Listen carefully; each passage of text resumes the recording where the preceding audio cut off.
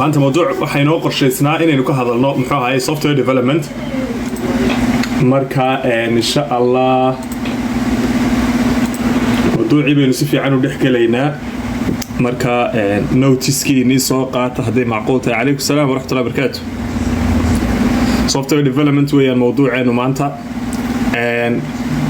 waynagii muxuu ahaayay waynagii sii ballan qaadnay week ka hor marka share gareeya live-ka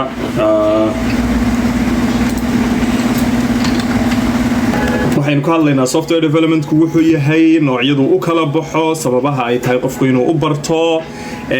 muxuu ahaayay sideebaad u bilaabi kartaa software development sideebaad courses u heli kartaa buwaagta ugu wanaagsan aad akhriyi karto muxuu ahaayay beginner friendly waa kuwe roadmapskaynu ka hadlaynaa muxuu ahaay software developmentka qaybihiisa kala duwan ay leeyihiin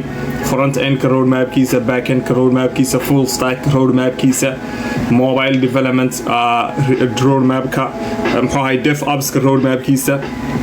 machine learning iyo muxuu ahaa AI and machine learning muxuu ahaayay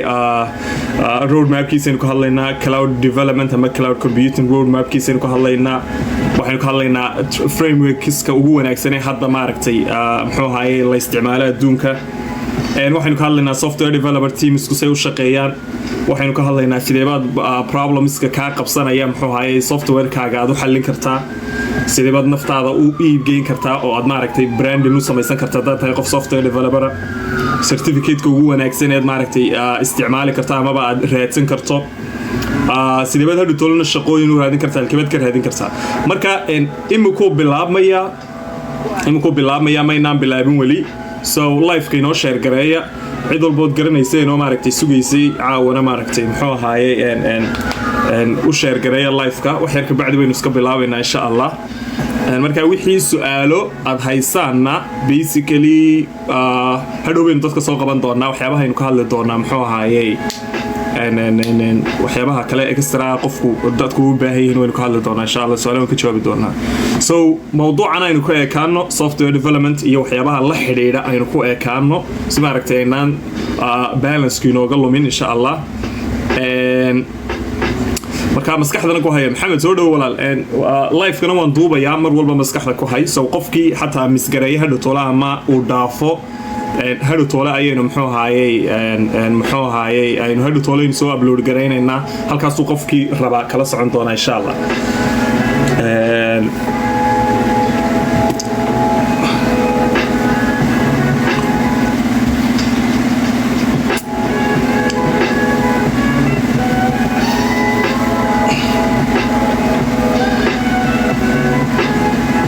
عليكم السلام especially full stack baan ahay on muddo ku shaqeynayay full stack software development so markii hore IT baan jaamacadda ka baxay markii dambana calaykum salaam walaal soo dhawow IT baan jaamacadda ka baxay software development-kii baan maaragtay muddo ku dhex jiray on sidii ku shaqeynayay markii dambe shirkad baan furtay software development on ilaa imika maaragtay rangarayno marka muxuu ahaayay insha Allah software development baynu awoodda saari doonaa maanta waxaynu ka hadlayno noloshayda gebigeeduba like professional career-kaygu amaba shaqada wixii aan qabanayay shaqaale ahaan wuxuu ahaa 10 sano u dambeysaba software development baan ku dhex jiray marka insha Allah waxaan isku daynaynaa kala faa'iidaysano hadduu Ilaahay dhaado so mawduuceenu maanta labadii cisho la soo dhaafay muxuu ahaayay waxaynu ka dhowrkii labadii week la soo dhaafay each week ama week walba waxaynu samaynaa waxaynu ka hadalnaa muxuu ahaayay mawduuc gooniyeenu ka hadalnaa so Somaliland today anaga u dhisnay muxuu ahaayay marka maalintii hore muxuu ahaayay waxaynu ka hadalnay waxaan loo xidhiidha muxuu ahaa cryptocurrency-gaynu ka hadlaynay oo engineer maxamed keed baynu soo casuulnay maalmihii kasii horreeyay cyber security baynu ka hadlaynay maantana software development baynu ka hadlaynaa aniga isa soo casuumay haddii hadhow tolo loo baahdo su-aalo kala hadhaan ama waxa muhiim aynu ka gaadhsiin weyno ama sharaxaadda ay ku filnaan weydo dadka waxaynu isku daynaa insha Allah in aynu dad kale soo casuulno hadduu Ilaahay yidhaahdo ma garanaysaa marka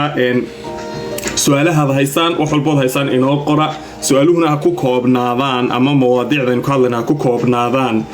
topic aynu ka hadlaynaa amaba waxaynu mawduucaynu gacanta ku haynaa insha Allah so موضوع aynu iska bilaabana marka hadaba software development baynu maanta ka hadlaynaa software development aynu ka hadlaynaa okay and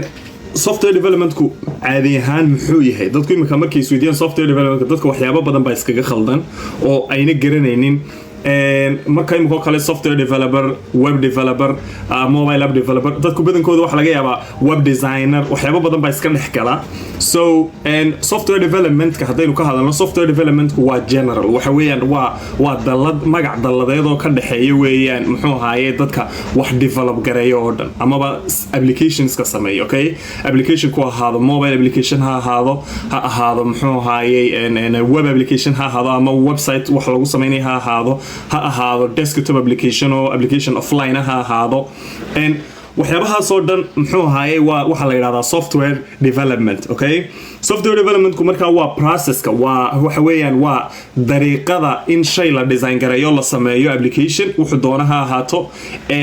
oo la dhiso codekeedii la qoro oo la tijaabiyo oo laga shaqaysiiyo sidoo kale hadhowna la ilaaliyo oo la kor joogteeyo ayaa loo yaqaanaa software development so hadaba muxuu ahaayay software development ku caadi ahaan haddaad dib ugu noqoto software developer baan ahay qofku markuu ku dhahdo waxa weeyaan systemyadan dhisaa code baan isticmaalaa ma arkaysaa code ayaan isticmaalaayoon qoraa codeka markaan qorana muxuu ahaa shaquu qabtaa systemka aan sameeyo so software development waa artka amaba waxa weeyaan dhisidda in wax la dhiso I think let me just do something and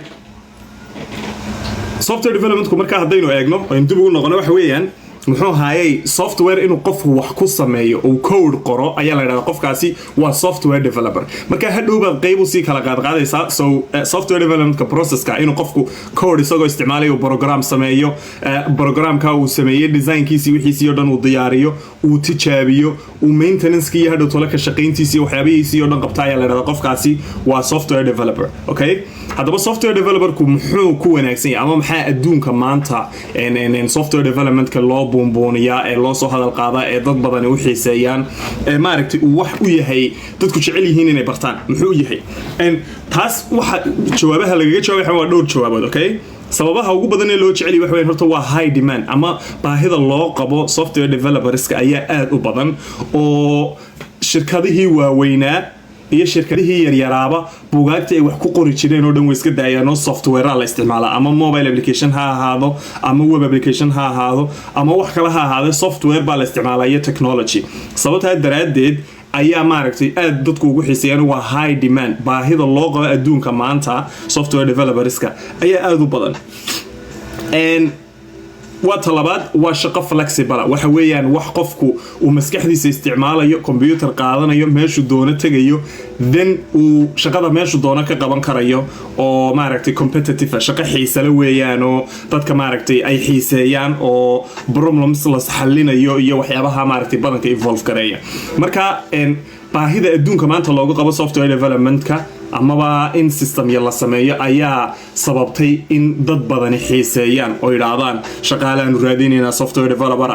amaba muxuu ahaayay dad badan oo arday ah yiraahdaan war waxaan doonayaa software development inaan dhigtaan rabaa muxuu ahaayay oo la xiiseeyo oo la raadiyo oo courses la raadiyo oo dadku ay indheeyaan meel walba maaragtay software development iyo wax la xiriira lagaga hadlayo sababtaas uu maaragtay uu xiise badan yahay amaba u badan yahay in la hadal hayo welina way socotaa dad badan baa waxa jira ku oranaya AI baa soo baxay software developers baa meesha laga saaray laakiin lagama saarin weli oo weli waa loo baahan yahay ama aad loogu baahan yahay hadaba hadaynu dusha ka eegno waxaan doonayaa straight to the point baynu galaynaa waxa saxiisadoo kale aan doonayaa inaan ka dhigo oo mawduuca aynu maaragtay intaynu waxyaaba basics oo dhan ka fargarayno waxaan notice hayo amaba waxaan hayo buugaag waxaan halkan ku hayaa waxyaabahan idin la share gareynay resources intaan idin sheego then wixii su'aalaad haysaan maaragtay aynu maaragtay duulaha yiraahdo ka jawaabno software development-ka waxyaaba aynu ka hadlaynaana waa inta caanka ah ee badanka dadku yaqaanaan baynu isku daynaa mar walba inaynu awoodda saarno ee dadka badankoodu dhigtaan ee baahida aadka ah loo qabo okay haddaba software development-ku imsa nooc buu kala baxaa wuxuu kala baxaa front end development waxa la yiraahdo amaba website-yada in la design gareeyo oo front end-ka qaybta hore ee website-ka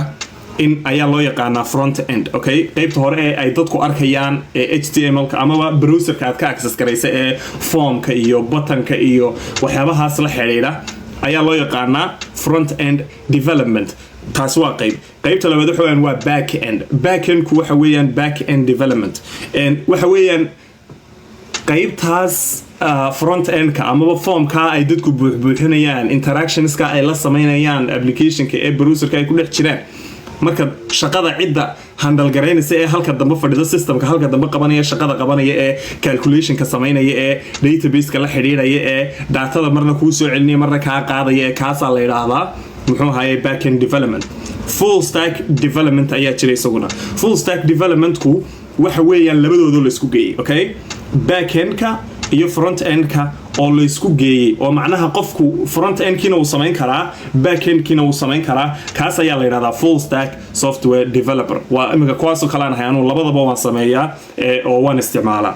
Okay, waxa kale oo jira wax la yiraahdo mobile app development ama mobile development kuna waa dad ku kooban mobile-ka development-kiisa application mobile uu samayn karaa browser-ka amaba web application ma samayn karo wuxuu samayn karaa mobile application la isticmaalayo ama qofku iOS ku isticmaalayo ama Android ku isticmaalayo ayuu u samayn karaa ka waxa la yiraahdaa mobile app developer. waxa kaloo jira wax loo yaqaano marka waa kii afraadkaasi waxa kaloo jira mid la yiraahdo DevOps development, okay? DevOps waxa laga keenay waa development iyo operations oo la isku daray, okay? waxa uu focus gareeyaa amaba uu awoodda saaraa DevOps-ka waxa la yiraahdaa waxa weeyaan in applications-ka la automate gareeyo sidee baan application intan u sameeyo markaan sameeyo sida ugu macquulsan dadka u gaarsiin karaa meel fiican uu qofkii automatically updateski wixii uu ugu diri karayaa ayaa la yiraahdaa shaqada ugu iyadoo aanay cilad iyo dhibaato iyo problems toona dhicin sidee baan operationska iyo developmentka sidee baan isku dhexgelin karaa aniga code-kaygii sameynaya isticmaalkiisii sidee baan dadka u gaarsiin karayaa ayaa la yiraahdaa muxuu ahaayay DevOps. waxa kaloo jira wax la yaqaano artificial intelligence and machine learning, okay?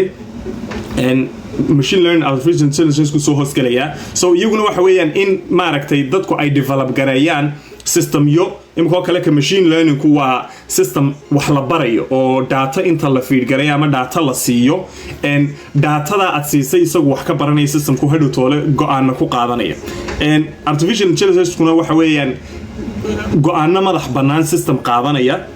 oo isaga laftiisuna maaragtay data ka qaadanaya oo ka sameynaya humanka ama bini'aadamka mimic garaynaya oo isku dayaya inuu maaragtay ku daydo.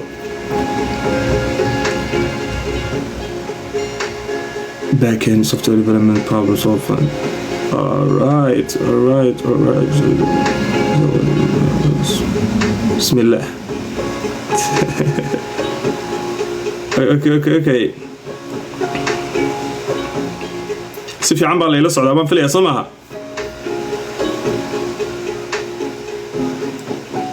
si fiican baa layla socdaa malaha waan daldalay umaan filayaa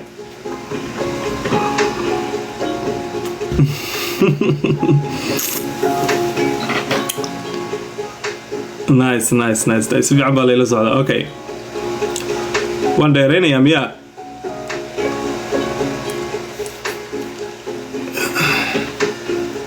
nice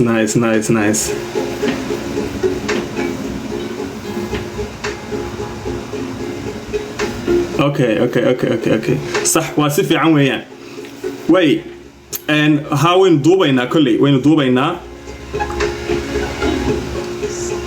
duubanaa markaa hadhow tooladaad u baahataan muxuu ahaayey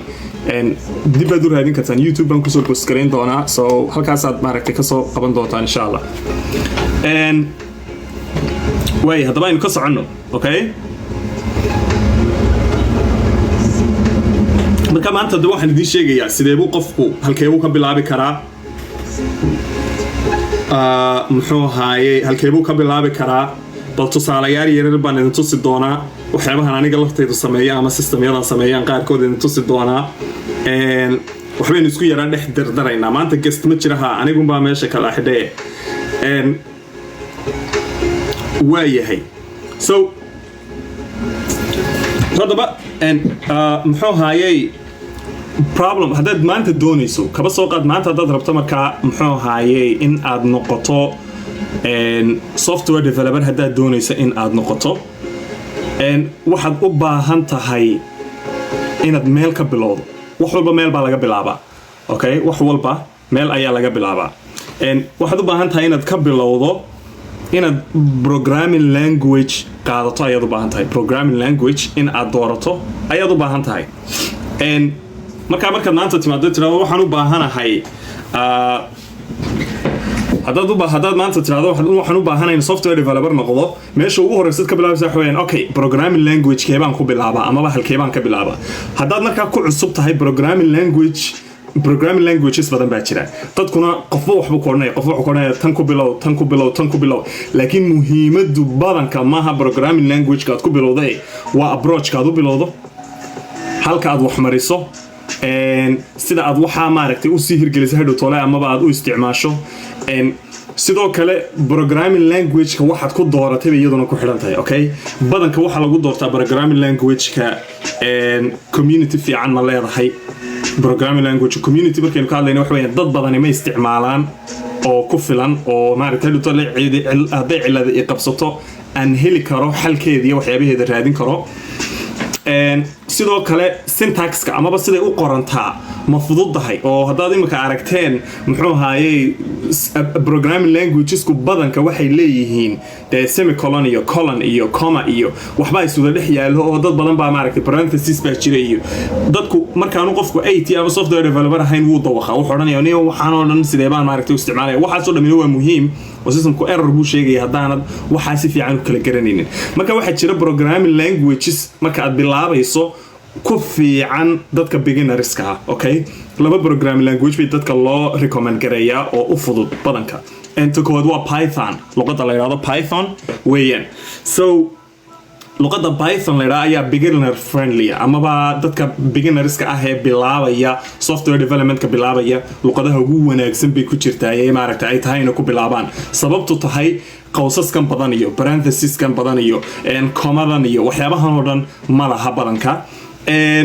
sidoo kale muxuu ahaayey waxa jirta luqadan la yiraahdo JavaScript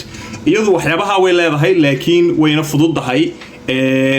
waana meel walba waad ku rangarayn kartaa iyadu waxay ku fiican tahay JavaScript-ku browserkaad ku rangaraynaysaa meelo badan oo aad ku rangarayn kartaa jira so badanka anuu qofku markuu qof bilaabayo software development waxaan ku dhahdaa ama Python qaado ama JavaScript qaado okay labadoodaba waad isticmaali kartaa waana beginner friendly okay waa marka ugu horeysa waa qofku markuu software development doonayo inuu barto wuxuu u baahan yahay in uu doorto programming language-ka uu isticmaali doono marka anuu waxaan recommend gareeyaa anuu myself waxaan isticmaalaa C# luqad la yiraahdo ayaan ku badanahay aan isticmaalaa laakiin haddana markuu qofku muxuu ahaa bilaabayo waxaan u recommend gareeyaa ama aan u sheegaa aan kula taliyaa Python inuu qaato ama JavaScript inuu qaato okay marka waxaynu nidhi qofkii programming language-kii ayuu doortay Python baabu doortay ama JavaScript maxaa markaa qofka qasabku ah si uu software developer u noqdo ama programmer u noqdo maxaa fiican halkeebuu awoodda saaraa dhinaceebuu uga sii socdaa waxaad u baahan tahay inaad basics ka fahanto okay waxyaaba yaroo misconceptions amaba dadku khalad fahmaan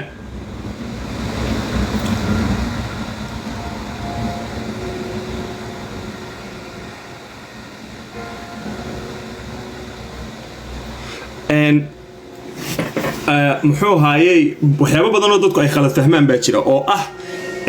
muxuu ahaayey programming languagesku aad bay u kala duwan yihiin okay runta marka laga hadlo functionality-ga anu waxaan idhaahdaa programming languagesku waxa weeyaan waa dubayaasha oo kale imika kaba soo qaad haddii muxuu ahaayey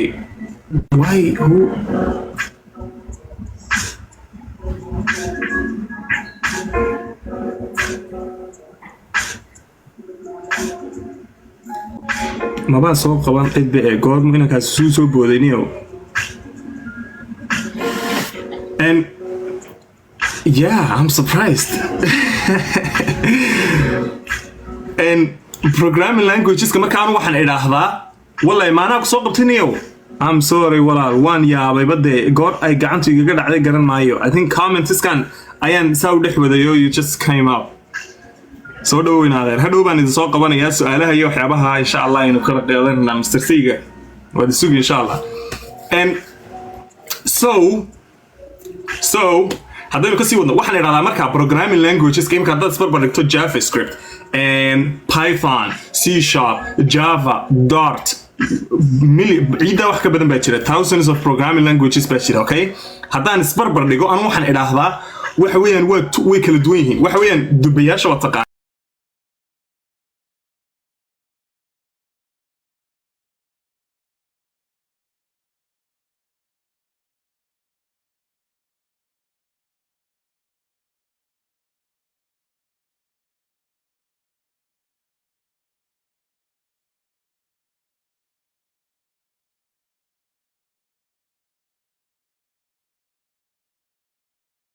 language kuna waa the same dhammaantood so haddaad maanta Python barato programming language-ka Python la yidhaahdo micnaheedu waxa weeyaan 85%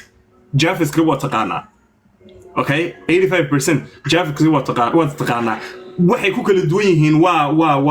waa function muxuu ahaayay functionska amaba waxay ku kala duwan yihiin syntaxka ama sidii u qormayaan bay ku kala duwan yihiin لكن dhammaantood basics way ka sameeyeen variables bay leeyihiin functions bay leeyihiin objects waxa la dhahay leeyihiin classes bay leeyihiin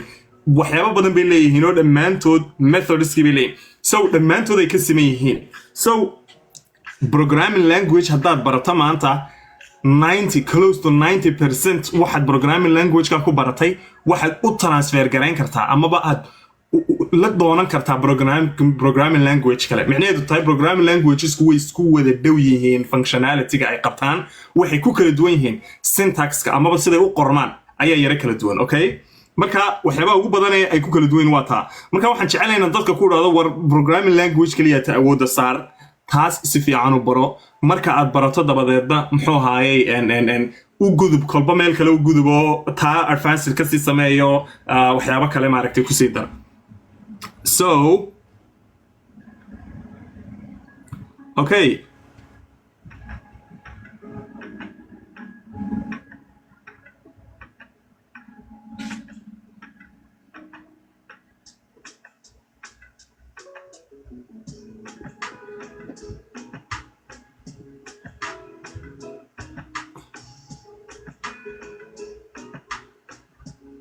Okay, when C# end, what's next? Okay, so let's move on. Adaba waxaan idin comment gareynayaa waxyaabaha markaa programming language hadaad maanta baranayso basics-ka inaad barato, okay? Hadaad basics-ka inaad barato functionality-gooda waxaan sidoo u shaqeeyo variables-ku waxay yihiin functions-ku waxay yihiin classes-ka iyo object-ka iyo inheritance-ka iyo polymorphism like structure-ka programming language-ka aad dhiganayso waxa uu yahay inaad shay u barata ayaad u baahan tahay okay programming language waa tool waxa weeyaan waa toolbox-ka amaba bahal qalabka lagu qaato weeyaan okay qalabka lagu qaato ee lagu dhiso imika kale de furniture-ka amaba alaabtan guryaha lagu sameeyo oo kale weeyaan so waa meel waxa ku wada jira dubihi baa ku jira musbaarkii baa ku jira miishaartii baa ku jirta waxa ku jira muxuu ahaayay xabagtii looxyada lagu dhajinayay baa ku jirta wax walba ku jira waxa ku jira muxuu ahaayay bahalkii lagu mitirinayay baa ku jira mitirkii so programming language waa sidaas oo kale waxyaabo badan bay ka kooban tahay waxyaabaha marka la isku geegeeyo ayaa maaragtay ay wax full soo baxdayo software fiican samayn kartaa haddii aanad waxyaabaha garanay haddaanad garanaynin function-ku wuxuu yahay haddaanad garanaynin variable-ku wuxuu yahay haddaanad garanaynin class-ku wuxuu yahay dhammaantood ama data types-ku waxay yihiin haddaanad garanaynin application ma samayn kartid hagaagsan okay so dadka qaar baa waxaa jira copy and paste programming shaqadooda gabigooda bay tahay waxba halkan ka soo koobiyeenaya waxba halkan dhigaya waxa uu soo koobiyay hadduu miina qarxasa yahay ma garanayo so waxa wanaagsan inaad code-ka intaad eegto tiraado okay waxani waa maxay waxa weeyaan function-ku muxuu ka samaysan yahay wuxuu ka samaysan yahay data type-ki inaad declare garayso wuxuu ka samaysan yahay function-ka inaad sheegto ma public ma mise waa private wuxuu ka samaysan yahay muxuu ahaayay inaad raaciso argument-ki inaad raaciso ama parameters-ki inaad u dhiibto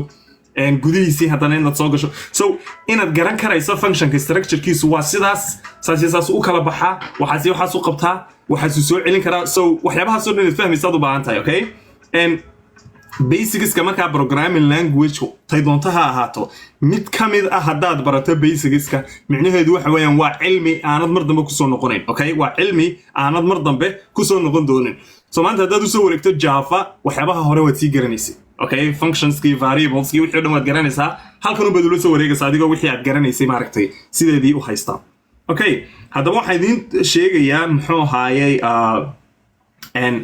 practiceska ugu wanaagsan okay practice coding meelaha ugu wanaagsan ee maanta amaba free kaga baran karto muxuu ahaayey waxa loo yaqaano software development ama programmingka ayaan insha Allah idiin sheegaya so dhowr website baa jira oo anigu personally marka maaragtay dadka kula taliyo oo dhammaantood free waxa jira meel code academy la yiraahdo okay qofka doonaya programmingka basicska inuu barto code academy meel la yiraahdo jirta waxa jirta meel la yiraahdo free code camp okay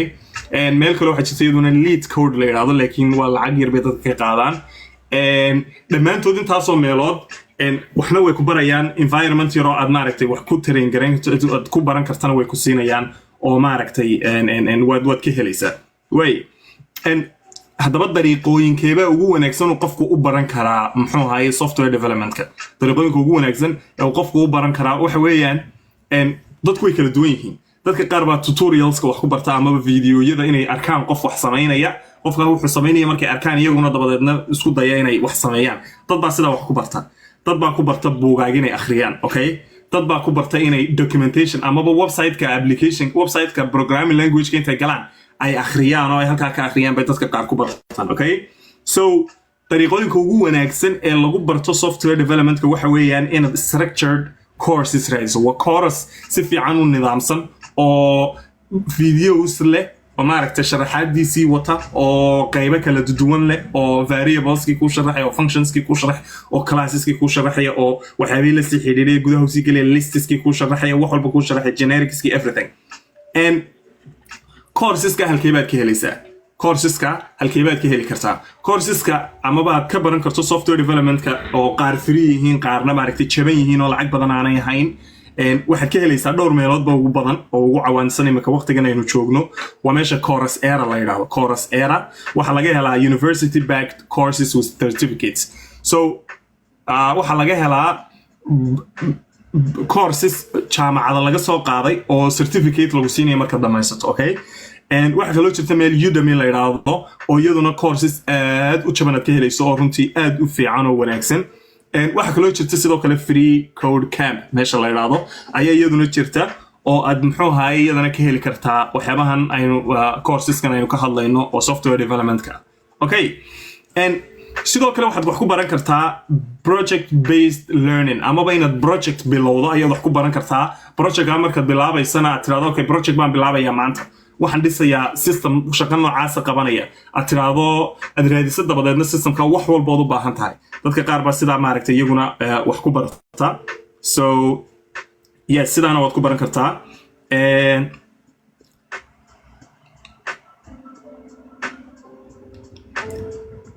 yeah Udemy is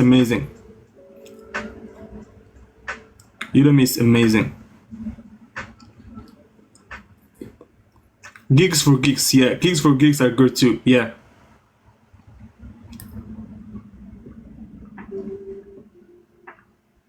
W3 schools, the mentor, there you go. Well, I can't remember how to basically.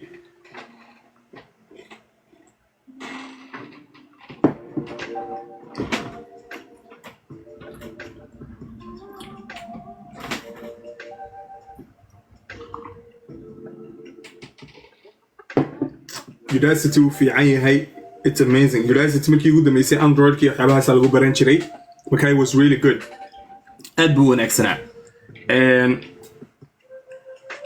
website free lagu baran karo soo aniga sheegayaba waxaad kaga baran kartaa kan free code camp la free code camp baa la Udemy is not certified in the US I don't know what that means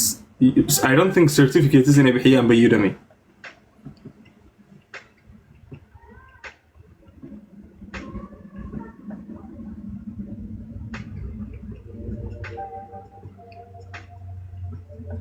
Yes, course outline. Yeah, I will do that. I'll waxaan samaynayaa road map ayaan idin tusaya, road maps baan idin tusaya, okay? So sidoo kale waxaa jirta muxuu ahaayey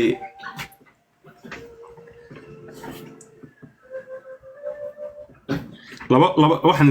idin sheegayaa afar book oo iyagana aad ka baran karto programmingka. Qofka u baahanna waan usoo dirayaa hadduu ilaahay idhaahdo. Muxuu ahaayey waxaad iga soo weydiin qof walba waxaad ii soo diri kartaa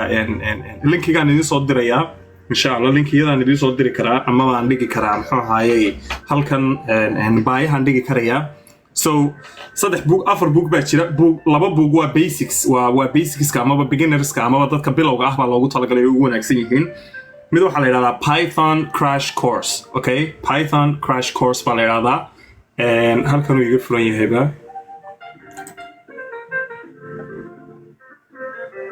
Let me see.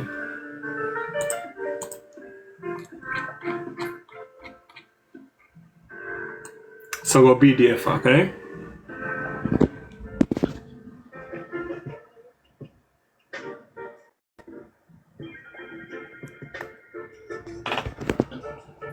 So there you go. It's that book.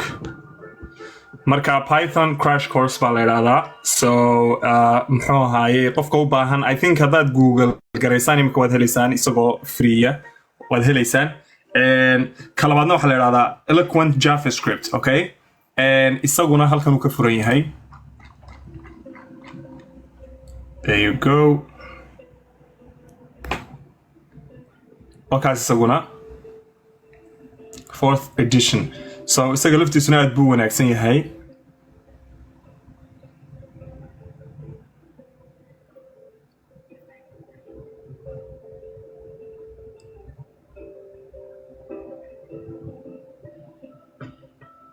PDF ahaan waanu hayaa. tolo sida ugu macquulsan idin kusoo diri kara waa sidee. labadoodaasi way wanaagsan yihiin. YouTube sorry. Okay, yeah, I can do that. waxaan samayn karaa YouTube kan description kan linkiyada soo gelin karaya, okay? Yeah. Telegram man soo dhigi karaa Telegram. Okay, so let me see.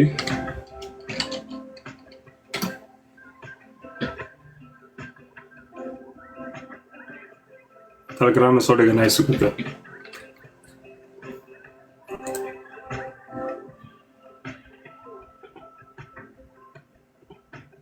Exactly. idinku laftiinu Google waad kala soo degi kartaan. Yeah, we can create. Yeah.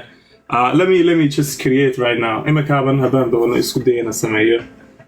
Telegram channel isagada new channel.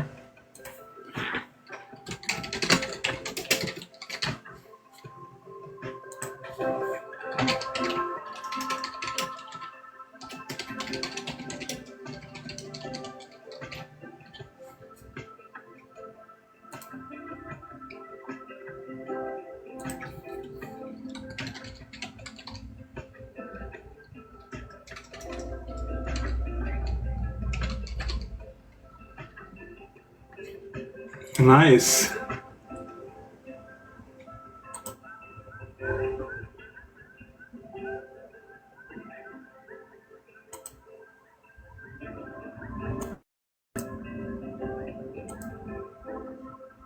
So waxaad samaysaan, let's see.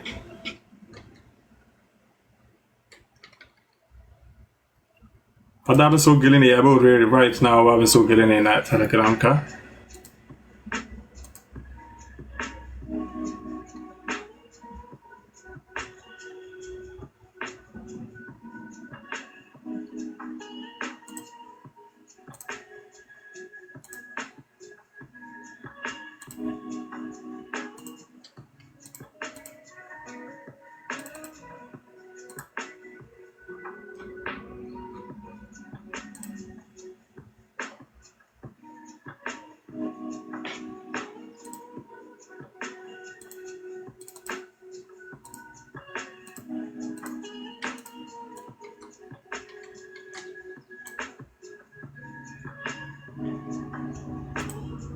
waxaad samaysaan waxa weeyaan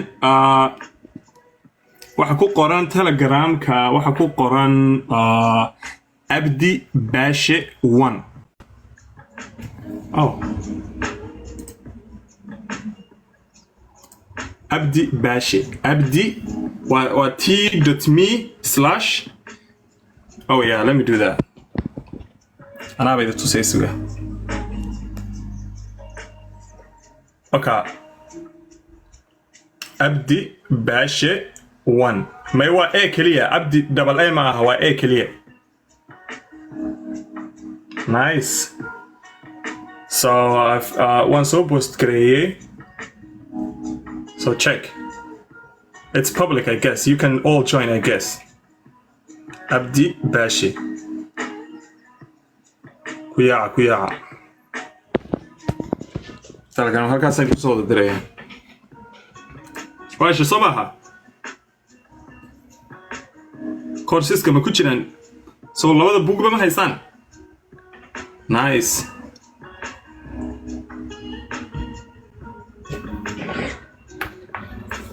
Okay, that's good. Laba buug weeyaan, yeah. So labada kalena waa anigan haddaan ku darayaa. So labada buug ee kalena waxa weeyaan muxuu ahaayay although labadoodu waa iska yara intermediate ama advanced ayaa la odhan karaa. Midna waxa la yiraahdaa clean code, midna waxa la yiraahdaa the pragmatic programmer. So labadoodana waa soo dhigayaa, laakiin haddii kalena aan iska dayno oo labadana basic awoodda saara. So labadan haddaad awoodda saartaan, qofkii JavaScript doonayana uu JavaScript awoodda saaro, qofka kalena uu saaro muxuu ahaayay Pythonka. wax badan baad runtii samayn kartaan.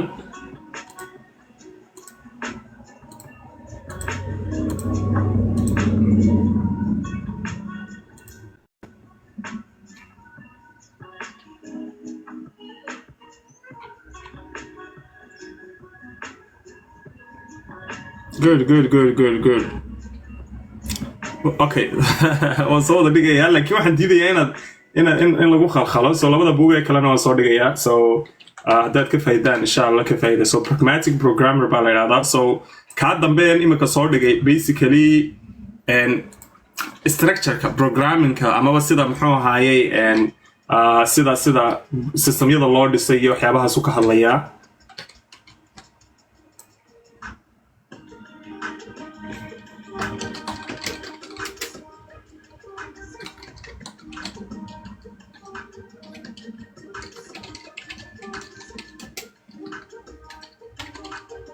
aniga soo dhigay markaa isagana.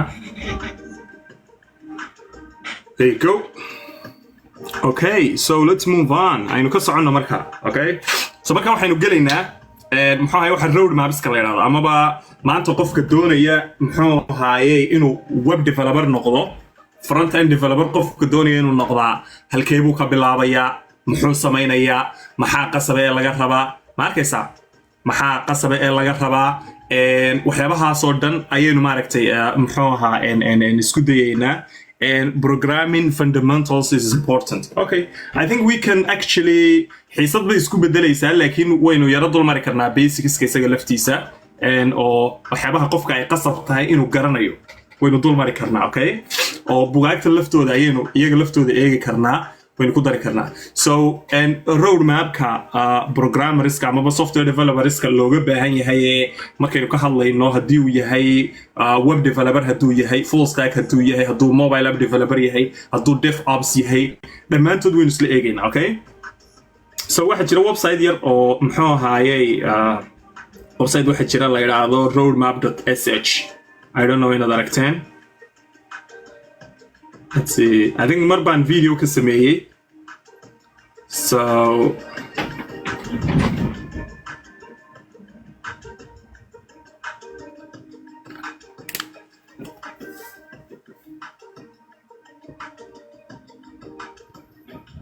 sorry.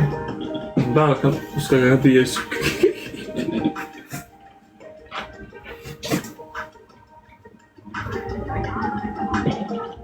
Safraha ugu wada baalkii wada degdeg noqday. Okay, so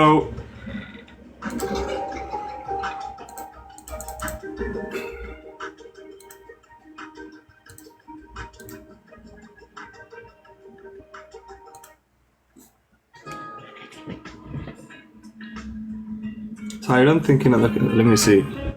Roadmap.sh, yeah. Let me just mirror the camera.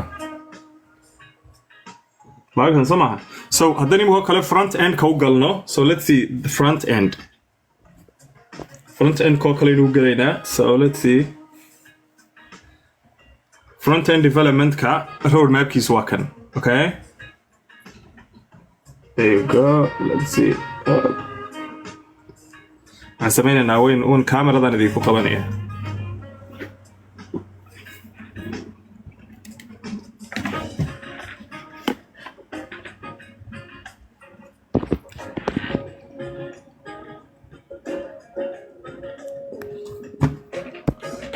aragsan sama imika.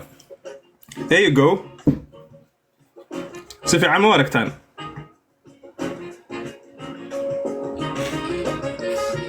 So there you go. So front end key imika kale waa kan.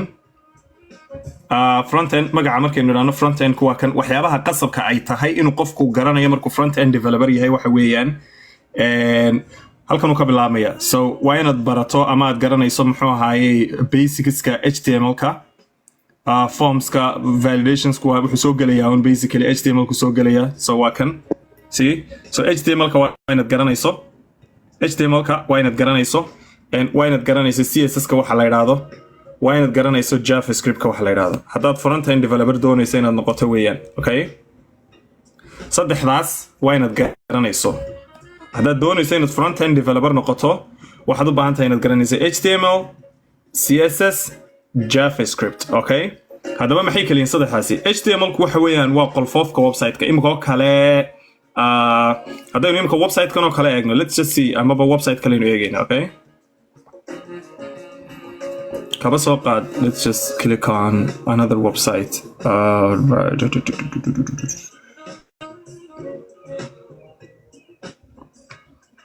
website kale inuu furaynaa hadaan eegaynaa.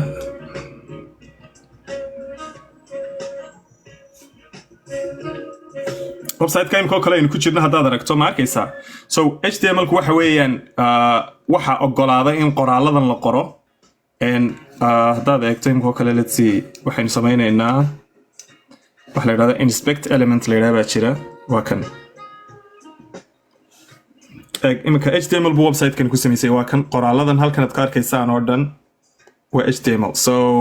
every structure qayb walba ood arkayso oo kamid ah website-ka ama page-kan aad arkayso waxa loo yaqaanaa HTML. So waa skeleton-ka sida uu Maxamed sheegay. waxa weeyaan qolfoofka website-ka waa button-ka waxa structure-ka dejiye weeyaan, waxa button-nada sameeyo weeyaan, waxa qoraalada ku qora weeyaan. HTML-ku waxa weeyaan waxa form-ka sameeya muxuu ahaayay value-ga la gelinayo weeyaan. Okay? CSS-kuna wax kale ma aha. Cascading style sheet baa loo soo gaabiyay. isaguna wuxuu qabtaa wuu qurxiyaa. kalaradan imika aad arkayso waxa uu sameeyay CSS-ka uu sameeyay. Okay? CSS-ka imika kalaradan sameynaya midabyadan aynu arkayno qurquruxda badan iyo waxaan oo dhan icons-kan CSS-ka ku soo daray waxaas oo dhan CSS-ka qabanaya. CSS-ka shaqadiisa ugu muhiimsan waxa weeyaan waa quruxda inuu qaabilsanaado oo maaragtay quruxda iyo waxyaabaha uu ka shaqeeyo. Okay? haddaba JavaScript-ku muxuu qabtaa? JavaScript-ku markii hore waxa loogu talagalay beriyii hore waxa loogu talagalay wuxuu ahaa luqad yar oo kooban oo browser-ka dhexdiisa ka shaqeyn jirtay. looguna talagalay in loo isticmaalo dhaqdhaqaaqa website-ka, movement-kiisa, drop-down-nada, waxyaabaha everything movement oo programka soo gelaya in loo isticmaalo ayaa loogu talagalay. laakiin markii dambe ayaa faa'iidooyin kale loo isticmaalay. So backend baa loo isticmaalaa inuu noqdo oo muxuu ahaayay databaseski waxyaabahaas oo dhan ula shaqeeyo as an API loo isticmaalo. muxuu ahaayay ama waxa loo isticmaalaa front end-ka inuu shaqadii ka qabto. So imika JavaScript-ka marka uu ku jiro front end-ka waa waxa ka shaqaysiiya HTML-ka iyo CSS-ka waxa ka shaqaysiiya weeyaan. waxa weeyaan isku xidha CSS-ka iyo muxuu ahaayay waxa isku xidha website-ka qaybtiisan hore iyo qaybaha dambe weeyaan. functionality-ga website-ka waxa uu sameeyo weeyaan. waxa nafta geliyo weeyaan. So haddaad imika qolfoofkii gurigan oo kale aad ka soo qaaday imika kale system-kii jaajuurka amaba lebanka amaba muxuu ahaa blockade-ga kolba waxaad u taqaano sidoo kale shubka sagbada ah ee meesha la mariyo la geliyo waxaasoo dhan biraha ku jira waa HTML-kii okay rinjiga la mariyo guriga la mariyaana waxa weeyaan waa CSS-kii amaba waa qurxintii iyo waxyaabahaasoo dhan JavaScript-kuna wuxuu noqonayaa functionality-gii marka intaa la isku wada daro maxaa shaqada muxuu qabanaya is the soul exactly JavaScript wuxuu noqonayaa waxa macnaha u yeelaya the whole thing haddii button-ka lagu dhufto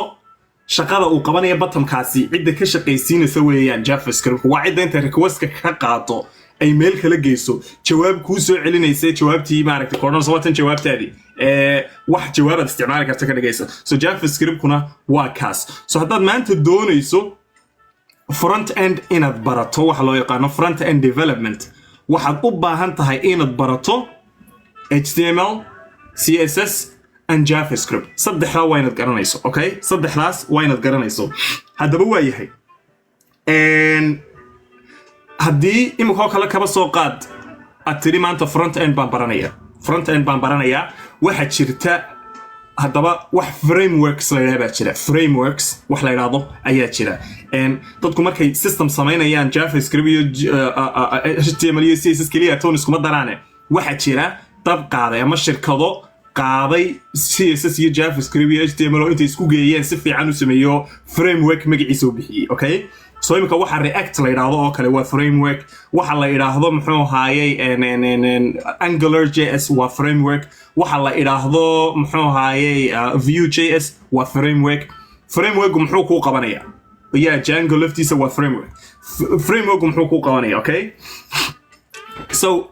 maadaama inimka JavaScript ka hadlayno JavaScript frameworks baynu ka hadlaynaa waa JavaScript frameworks ugu caansan waa Angular React.js oo la yiraahdo iyada lafteedu waa library oo aad uma weyno oo sometimes aan framework loogu yeedhin iyo muxuu ahaayay waxa loo yaqaano Vue.js so waa framework haddaba muxuu yahay framework waxa weeyaan wuxuu isku ka darayaa JavaScript-kii HTML-kii iyo CSS-kii isku ka darayaayo wuxuu ku sameeynaya wuxuu qoranayaa page haddaad doonayso inuu halkaagan kaaga soo baxo waa inaad sidan u samaysaa extension kan waa inaad sidan ka dhigtaa kan waa inaad sidan u samaysaa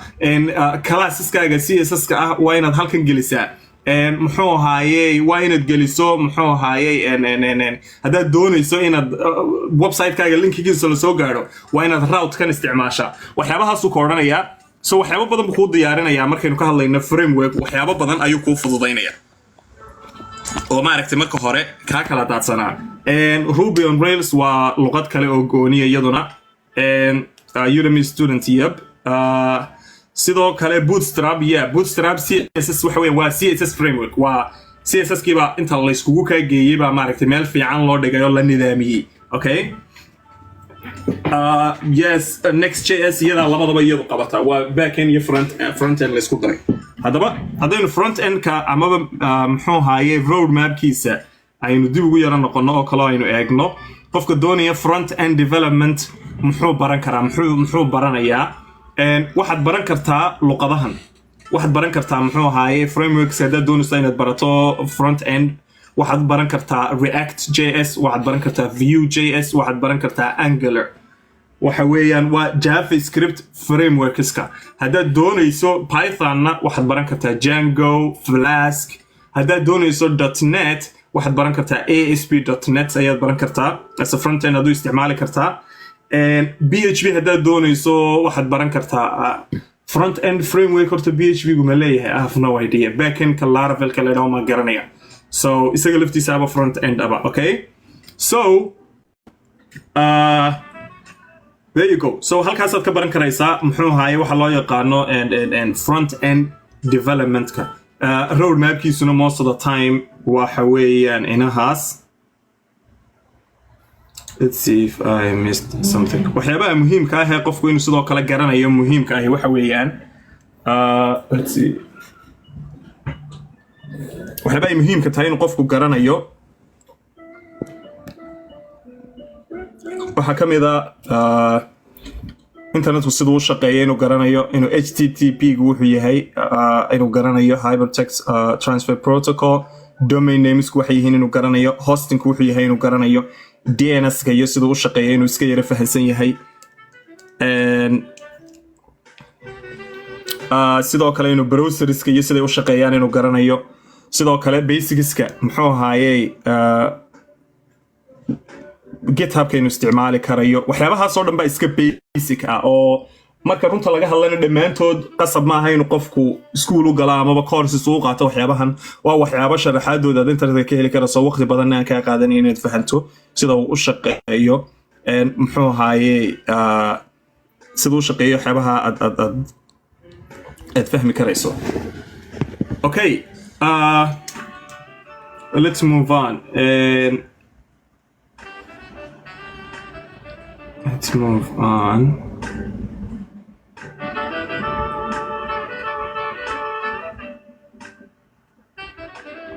Okay, so backend ka haddaba haddaynu eegno backend maxaad u isticmaali karaysaa, okay?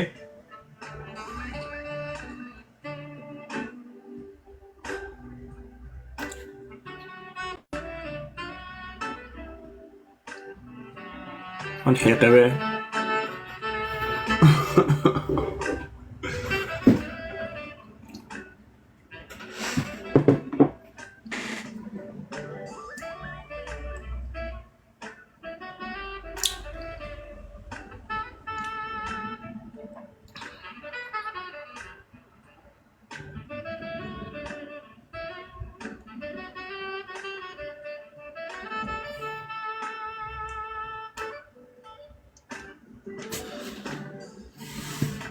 So let's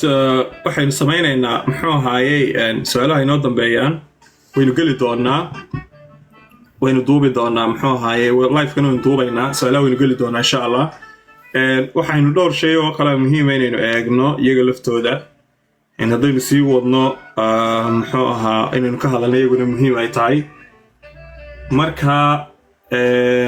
inkoo kale backend-ka ayaynu u gelaynaa amaba road mapkiisu noocu yahay sida looga maaragtay backend-ka sida looga meelaha ugu habboon ee laga helo casharadiisa Q&A.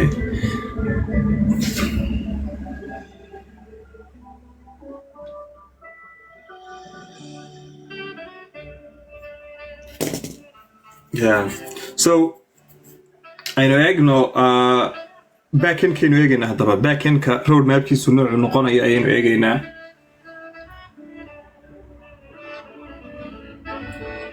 Okay, so backend-ka marka isagana waa inaad horta marka koowaad luqad waa inaad qaadato luqad qaadato aad doonayso muxuu ahaayey inaad ku takhasusto. So let's see. There you go. So backend-kii markuu kan yahay you have to pick a language. Okay, waa inaad luqad marka hore doorato luqadda dooranaysaa intan unbaa backend-nada badanka lagu isticmaalaa. Okay,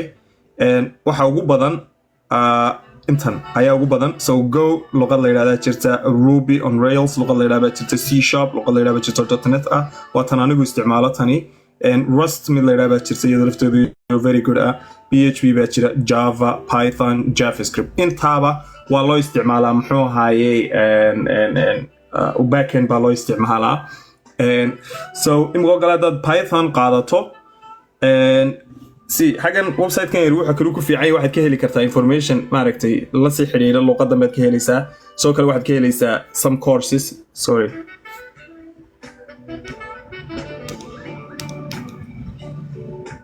waxaad ka helaysaa waxyaabo la xiriira road map-koodii road map-ka aynu eegno uu sheegayo Python u gooniya Okay, so Python buu gooni yahay. So waxyaabo kale oo useful ah website-kan ka sii helaysaa oo extra ah oo maaragtay halkaad wax kala soo bixi karto halkeebaad maaragtay waxyaabaha official courses halkeebaad ka helaysaa. Website-kan waxa la yiraahdaa roadmap.sh ayaa la yiraahdaa roadmap.sh ayaa la yiraahdaa. Okay, there you go. roadmap.sh, yeah, there you go. Waka halkaa ku soo qoray Maxamed baa idin soo qoray roadmap.sh qofkii ka faa'iideysanaya. Okay, marka programming languages-kan qofka doonaya intan mid kamid ah ayaad ku takhasusaysaa markaad ku takhasusto aad basicskiisa baranaysaa oo maaragtay siduu u shaqeeya iyo sidaad u isticmaali karta iyo waxyaabahaas oo dhan aad baran kartaa. So imika kale everything runtii waxbarashadu maanta wallahi waa iska free. Haddaad imika eegto waxaan ku dhuftay haddaad eegto imika C# taasaan ku dhuftay. Okay, ma arkaysaa C sharp kaasaan ku dhufanayaa haddaad arkayso wuxuu halkan iga furay windowgan yar buu ii furay sharaxaad yaroo dheeraad iga siinayaa eeg linkigan halkaa ku jira waa learning path C sharpka halkeebaad wax ka baran kartaa weeyaan waa learning path ma arkaysaa course weeyaan halkan waa article halkan waa video full course with mini project aad ku baranayso it's definitely gonna be free so haddaad imika learning pathka haddaan ku dhuftay imika let's see kaa ugu sarreeyaan ku dhuftay wuxuu ii soo furay Microsoft Ignite website-kan la yidhaahdo no that's their event yeah website-koodan pathka amaba learn ay u yaqaanaan buu ii soo furay waa connect write your first C sharp project and there you go so haddaad eegtay imikoo kale course-kan uu isiinayaa waxyaabahaad baranayso o dhan kuu sarraxaya waka introduction project ugu horreeyay siduu u shaqaynayo challenges baad samaynaysaa waxaasoo dhan waa courses weeyaan waa classes aad qaadan karto oo free ah dhammaantood ood ka faa'iidaysan karto waa haddii aad rabto okay yeah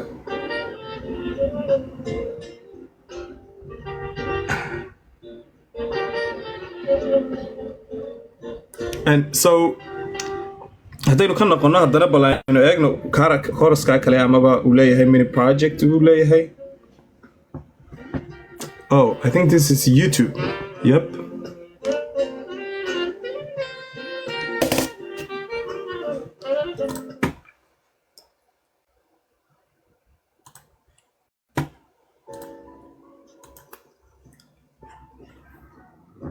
see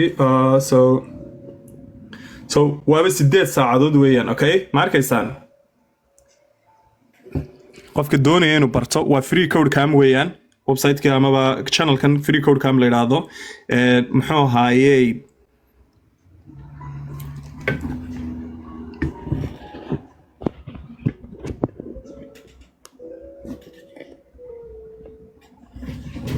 arkaysaan marka wuxuu samaynayaa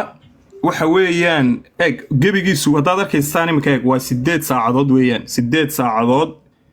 iyo 17 daqiiqo weeyaan so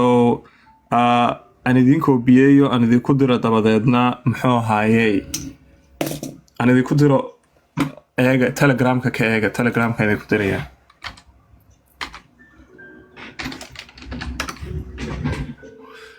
so qofka doonaya from introduction to C sharp halkaas ayuu ka heli doonaa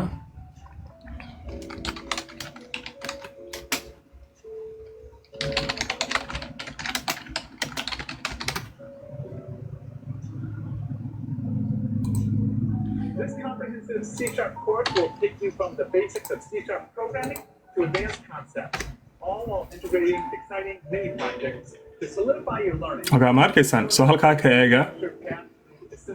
waan idin soo wada geliyay hadda soo tijaabiya so haddaynu ka noqono marka aynu ku noqono haddana bal meesha aynu ku jirnay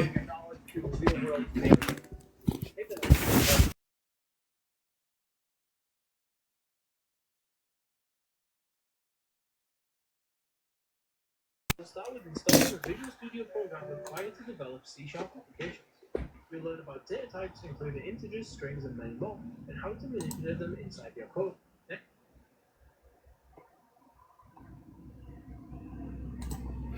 Okay, sorry. Okay, so let's move on. Marka intaa markaynu saa samayno halkan video projects lagu haystaa posts baad halkan ka helaysaa information la xiriira waa apps daily dev waa kaale kamaradii waan ka waalabe hagaaji baan isla hadda taaka saliid baan ku masaxay gebigeedii bay isuga front oo kaliya kan isticmaalaa بس gebigeedii ba khali baan ka dhigay khali wali oh my god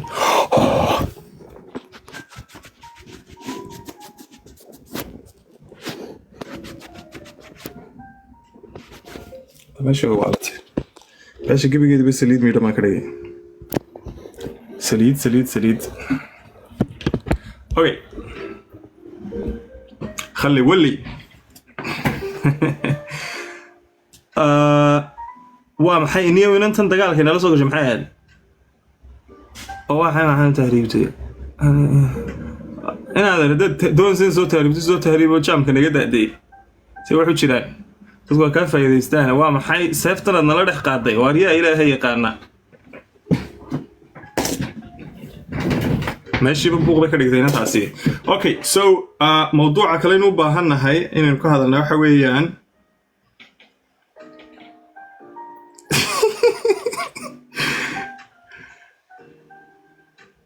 yeah so let's move on and waxaan markaa u soconaynaa markaa hadaba muxuu haayay qofku markuu back end doonayo inuu isticmaalo ama back end development markuu doonayo qofku inuu awoodda saara ama uu barto wuxuu u baahan yahay programming language baad qaadanaysaa programming language marka qaadato way naga niri intani marka dhowrkii midhaneed tusay mid kamid aad qaadanaysaan waxaad u baahan tahay oo kale inaad qaadato ama aad garanayso muxuu ahaayay waxa loo yaqaan databases inaad garanayso aad u baahan tahay okay and let's see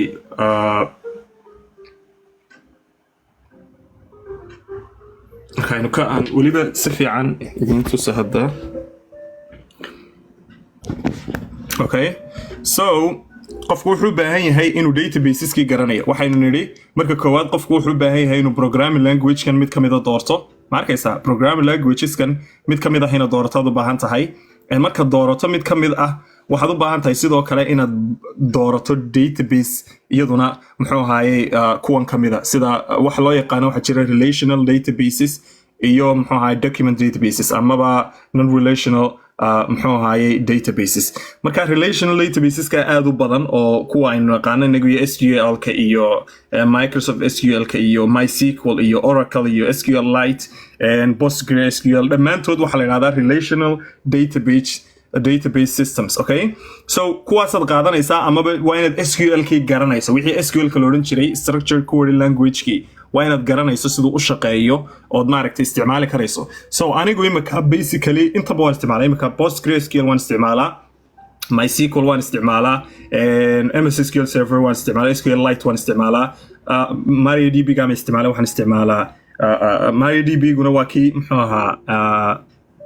waxaynu naqaan magaceedii kale muxuu ahaa MongoDB ga weeyaan ma filayaa and so intaaba waad isticmaali kartaa qofku inuu basicskii garanayo SQL ka maaragtay sida loo isticmaalayo ayaa loo baahan yahay so imika kale hadaynu galno imika kale MySQL hadaynu furno and MS SQL ka hadaynu imika kale furno and waa kan roadmapkiisa halkan aad ka arkaysaa so kan oo kale aad ku dhufanaysaa roadmapkiisa halkan aad ka helaysaa so inaad ogaato basicska waxyaabaha uu ka kooban yahay SQL ka muxuu u baahan yahay qofku SQL hadduu maaragtay doonayo inuu barto inuu maaragtay inuu garanayo muxuu u baahan yahay SQL keywords data types operators waxyaabihii queryadii de select delete update waxyaabahaas aad u baahan tahay inaad barato basicskooda garanayso waxyaabaha kale oo dhan waa iyaga laftoodu waa very important so qofku inuu databaseski garanayo amaba uu garanayo muxuu ahaayay SQL ka siduu u shaqeeyo iyo sida database loo sameeyo iyo sida table loo sameeyo iyo waxyaabahaas oo dhan inuu garanayo ayuu qofku u baahan yahay okay so let's move on haddaynu markaa ka soconno and wakan so waxaynu nidhi qofku wuxuu u baahan yahay inuu haysto Node.js amaba uu haysto JavaScript ama waxaynu ka hadlaynay Python ama Ruby on Rails ama Java so markaa mid walba framework gooniyu leeyahay so JavaScript ka backend kiisa ugu caansan waxa la yiraahdaa muxuu ahaayay Node.js ayaa la yiraahdaa Django waxa weyn waa Python ka backend ka framework ugu caansan Ruby waxa jira Rails backend la yiraahdo caana API Java waxa jira Spring mid la yiraahdo ASP.NET na isaguna waa C# ama .NET ka frameworkiisa okay databaseski waynagan waxaan nidhi waxaad u baahan tahay PostgreSQL ama MySQL NoSQL API ga RESTful API inaad garanayso wax la yiraahdo u baahan tahay so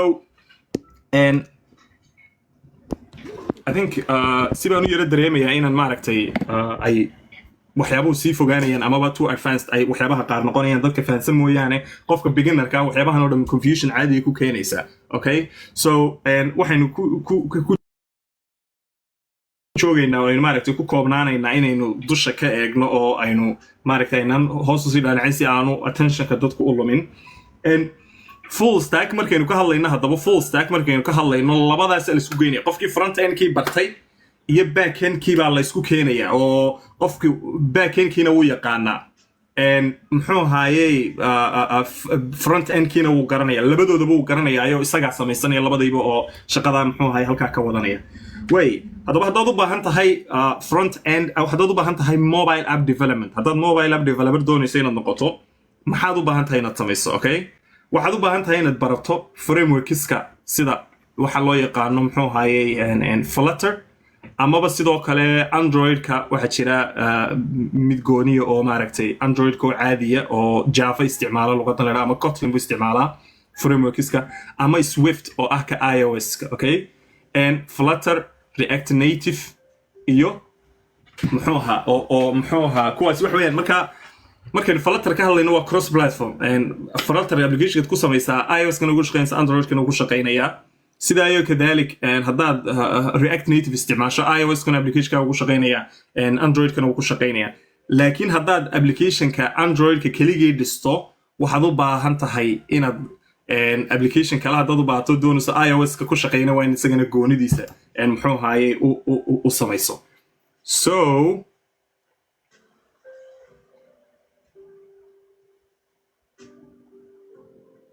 inaad si fiican u qorto structure-kii systemka aad notice-kaaga si fiican u qaadato waxyaabahaas oo dhan aad u samayso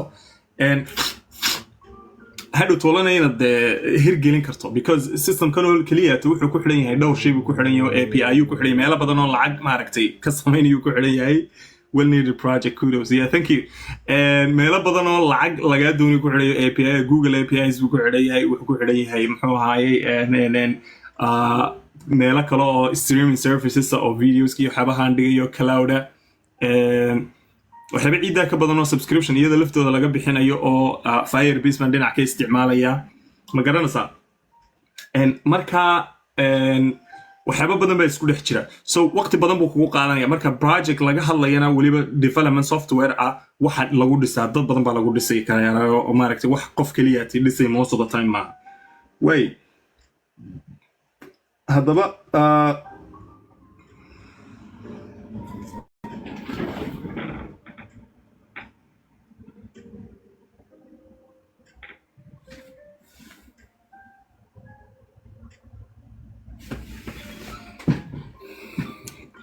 marka let's see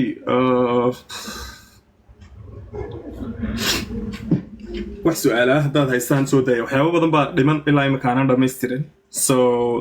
wixii kale su'aalaad haysaan baynu ka jawaabi karnaa then qaybta kalena haddaynu doonno u geli karaynaa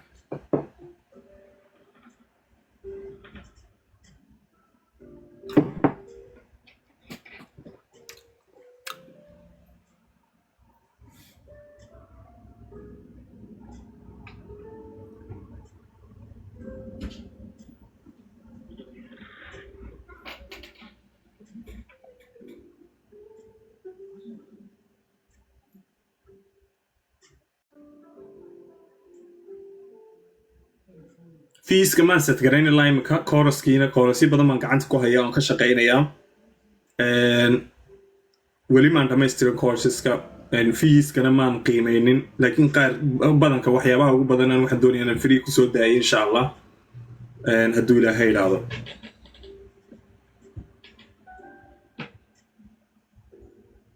qofkii markaa su'aal haya aan soo qabto okay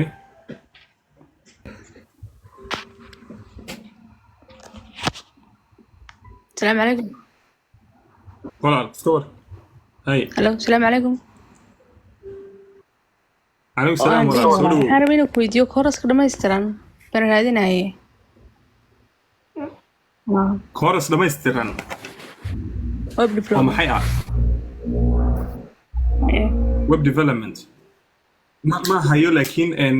waxaan samayn karaa linkigan haddaad telegramkan kusoo biirtay waan kugu soo waan kugu soo dari karaa Next, we'll dive into control flow. We'll discover how to use conditional statements and limit. عليكم السلام عليكم السلام عليكم السلام اسكو السلام عليكم fiican lahay aad baad maasantay ustaad maxamed oo isku waran aad baad u maasantay ustaad aad saacad si fiican noola joogtay inuu wada qaadanay وكان لها علنا مركو وراه Thank you very much. mar labaadka markaan ka hadlo waxaan ahay software development ardaya nina si fiican u garanaysana waan rajeynayaa jaamacadda abaarse qaybta software engineering-ka ugu fiican Hargeysa aan arday ka ahay aan arday ka ahay senior-kii baan hadda noqonay Masha Allah. marka kulli dhowr luqadood baan dhiganay mid kasta uu waayaheeda leedahay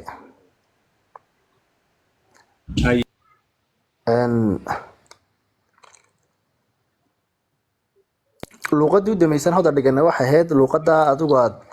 kulli expertiga ku tahay C# framework-geeda ASP.NET-ka oo aad u hawl badnayd kulli saan filayo inkastoo de markaad ardayska tihiin wax waliba hawl badnaanayaan markaan hadalka usoo noqdo hadda waxaan bilaabay oon ku jiraa maalinkii labaad ku jirnaa inaan dijaangadii toos ugu biirno iyada expertise leena ku noqda markaa su-aashan doonaya inaan ku weydiiyo waxa weeyaan ustaad markaad iminka dijaangada adeegsanayso saad iminka hore noogu sheegtay waxaa jira database-da qaar database ku xidhmaya kale sida SQL-ka MySQL-ka MongoDB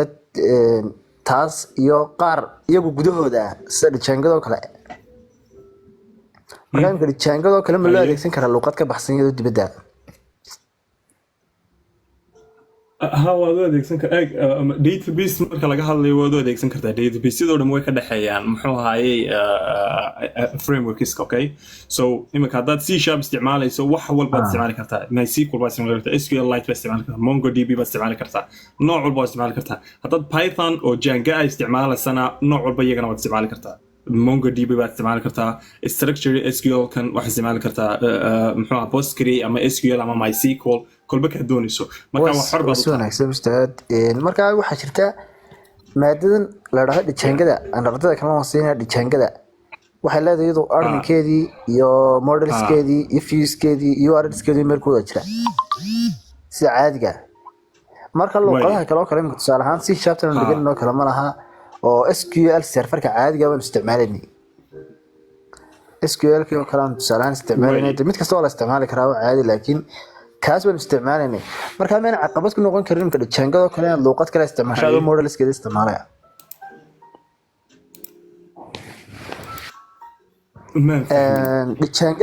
dijaangada waxay leedahay models qaybtan lagu qorayo database-ka models bay leedahay maaha marka adoo modeliska isticmaalaya miyaad isticmaali kartaa database kale oo ka baxsan waa modeliska laftiisa ay database-keediya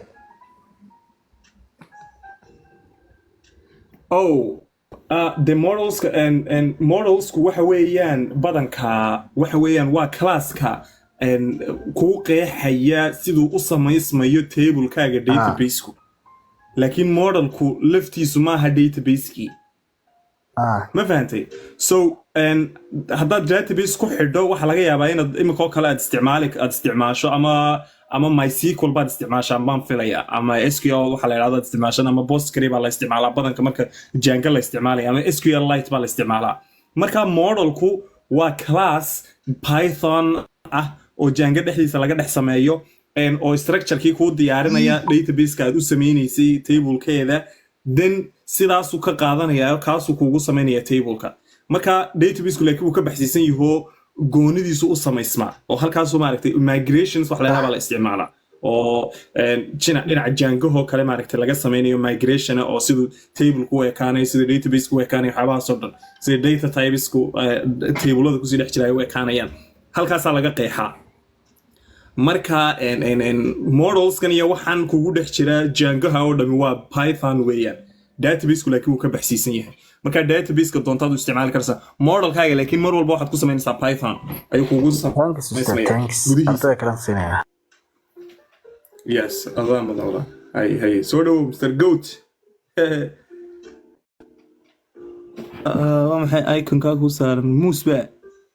yeri maxamed soo dhawow maxaa magaca ma wiil baa soo gabadh oh maasha allah haddaa waa nin baa ku yaala meeshana oo markaasaan idhi waa wiil walaal su-aal maad haysaa walaal su-aal kale miyaad haysaayoo la xidhiidha maya waxaynu intaas maanta ka hadlayay mahadnaya aad baad mahadsantahay maxamed adigu soo dhowo maxamed aadna waan naadir waan fiicnay maxamed alxamdulilah maasha allah saacadaasan ku dhegeysanayey alxamdulilah horta waxaan ka helay website-ka Haye. road mapkaasi ayaa aad iyo aad u fiican road that one is Yes. amazing is Aad buu everything wanaagsan. like anything that you want to do at the rabtid haddii tahay frontend backend devops data analyst wixii oo road dhan ku map sharaxaya kaasaa yes muhiimaba dhammaantood ku sharax aad iyo aad it's very good actually qofka u baahan ama yara confuse garaysme ee garan la meeshuu ka bilaabo ama dhinacuu u socdo dhammaantood halkaasunbuu yara gelayaayo waxaad ka soo helaysaa waxaad u baahan wuxuu ku siinayaa other links buu ku siinayaa markaad saa u taabatid wuxuu ku siinayaa resourceskii halkaad free resourceskii uu ku sheegayaa ba so way fiican tahay yes aad it's very good actually new telegramku runtii waa very useful It's very good dad badan baa kusoo biirayba hal mid baan kugu dar lahaa xagga telegramka oo soo noqday matala ka waran haddii aad nooga dhigto joogteen macnaha telegramka kolba wixii aad cusub aadna soo aragto aad nagula wadaagto yes diyaar baanu ahay waxyaabo badan kolba muu yara garan ardada ardada kale yara qabsato dhowr su'aalood baan hayay aad iyo aad meewa caadi dhib male waad soo dayn doontaa insha allah soo dhawaada tiimka kale soo dhawo walaal Mr. Right walaal waan dhowahay waxaan u baahanaa haye maasha ardada inka qalinjibinaysa ayaan ahay ma garanaysaa iyo si shacab ku qalinjibinaysa ma garanaysaa marka qaybta diagramka ayaa aad ii kaleeday si shabta marka paymentiga lagu xiro diagramka ma garanaysaa waxay had iyo jeer wuxuu i weydiinayaa database-kaaga ayaa qaldan had iyo jeer soo qoraya laakiin marka safety iyo systemka safety marka aan sameeyo siraado update-ka waxaasoo dhan caadi weeyaan marka maxaa haga iga qaldan ma desktop application ba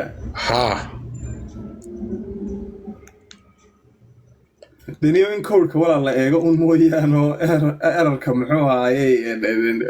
diagramka uu sheegaya I think waxa weeyaan waa kii entity framework waa kii database-ka soo maaha tableladii wixii isku kaa gelaya waxa weeyaan diagramka waxa jeeda kii soo qabanayay weeyaan wixii paymentiga wixii iga baxay oo dhan kii soo akhrinaya weeyaan daatada wixii ku jirtay ee xogayaan diiwaan geliyay kii soo akhrinayay kaamiradaada ma furi kartaa ma tusi kartaa imika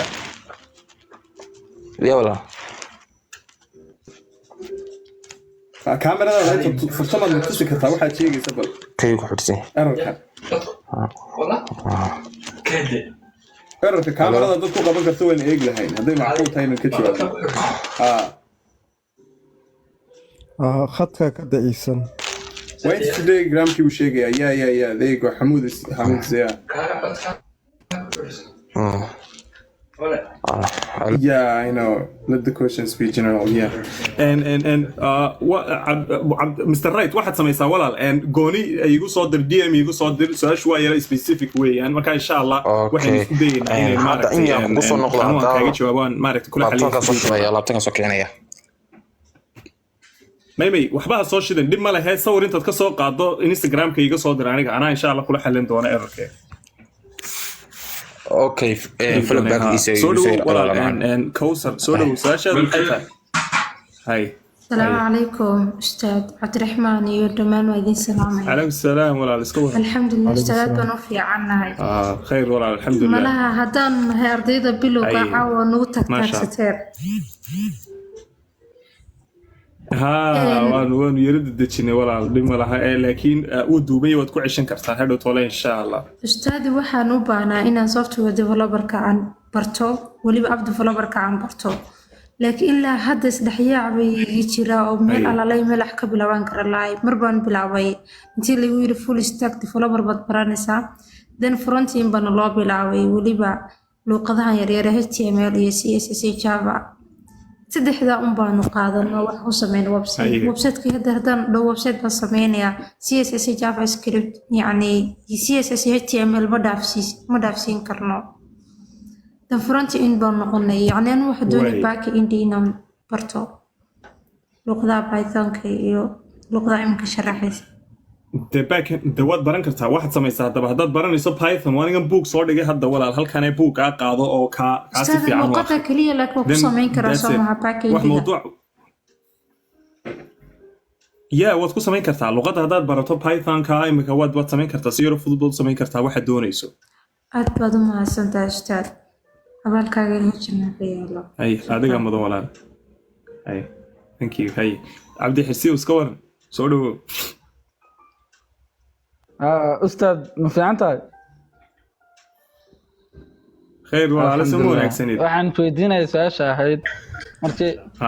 martii alla hay dadku laba wax bay ku bartaan oo qaar tutorial qaarna project marka imika waxaan weydiin lahaa kale website-ka aad soo wadaan e-learning-ka dadka ma waxaad u barataan tutorial mise project tutorial insha Allah aan badanta waxaan ku jiraa dadka waxa ku barta tutorial baan ka dhiganaa dadka luqadaha PHP-ga kale dhowr project baan dhisay dadka project-yada ku bartaanahay badan marka ma jiraan meelo kale aad ugu talinayso ma fiidiyowgaad ka daawan doontaa insha Allah hadduu Ilaahay yiraahdo website kale ma jiraan oo badan fiidiyowada project-iska badanka project-yada tutorial-ka marka laga hadlayo project based baa lagu dhisaa waxoo project sida qof maaragtay uu samaynayo isagoo maaragtay project na samaynaya ayuu dadkana u sharaxaa marka waad ka heli kartaa Udemy baad ka heli kartaa courses noocaas dad u baahan tahay صح aad iyo aad hay'adahan wala ina Cabbaas soo dhawo mujahid iska war وفعنا استاذي يقرأ هذيك أصحابه سلام خير وين ما شاء الله الحمد لله ورك كان زوم راضي والله الحمد لله الله يفستو سوق شكله مقنع ملاوي دي كم قريبة مي وعادي وعادي سؤال horta maal haysaa dhalinyaraduna ay ka faa'iido maanta oo aynu waxyaalaha aynu ka hadlaynayo confusion keenay ma ku jiraan aad horta anigu mudun baan hayo de ardaydana kuma jiro anigu software developer iyo ma barto hal su'aalun baan haye su'aasheedu waxay Cabdiraxmaanow anigu iyo dhalinyar kale waxaan website baan sameynay website-kii waxaan u baahnay qayb AI inaan ku soo darno habeen dhexdaasna aan ku weydiiyay haddaad xasuusato waxaad igu tiri habeenkaas uma baahnidin in AI cusub aad develop garaysaane waxaad iBuilding-kiga wax isticmaali kartaan OpenAI-ga dantiiba ayaa complicated yar noqotay oo halkaasaan jeclaa inaad yar jeclayso qaabka la isugu xirayo walaal systemyadan muxuu ahaayey systemyadan AI-gu badanka waxay leeyihiin APIs bay leeyihiin amaba meel dadka u ogolaanaysa in systemka lagu soo xidhmo oo la isticmaalo ma fahantay so API-gana lacag bay ka qaadaan waa subscription caadiya oo lacag maaragtay aad ku bixinayso si yaroo fudud baanay maaragtay documentationkiisii wixiisii dhami u qoran yihiin oo isagaa shaqada already kuu qabanaya waxa aad doonaysa so sababaad AI kale uga fikirtaba badanka ma jirto so haddaad AI siduu u shaqeeya haddaad raadiso imkoo kale muxuu ahay how does ChatGPT AI work amaba API work si fudud buu kugu saaray imka YouTube-ka dad ka baadho oo maaragtay let's see imko kale haddaad tiraahdo let's see imko kale open chat GPT API tutorial already wuxuu ugu horreeyay soo baxay buu baaha so waa kan video ugu horreeyay ku 20 minutes aba jiray imka beginner's guide to chat GPT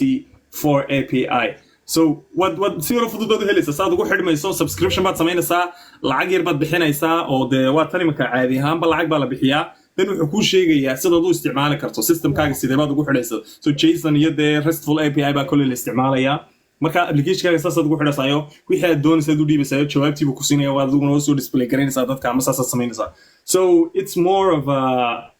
API-yadan kale ee systemyadan kale marka lagu xidhayo API hore inaad u samaysay baan filayaa API amaad hore u isticmaasheen unbay la mid noqonaysaa inaad systemkiina kusoo dhex tartaan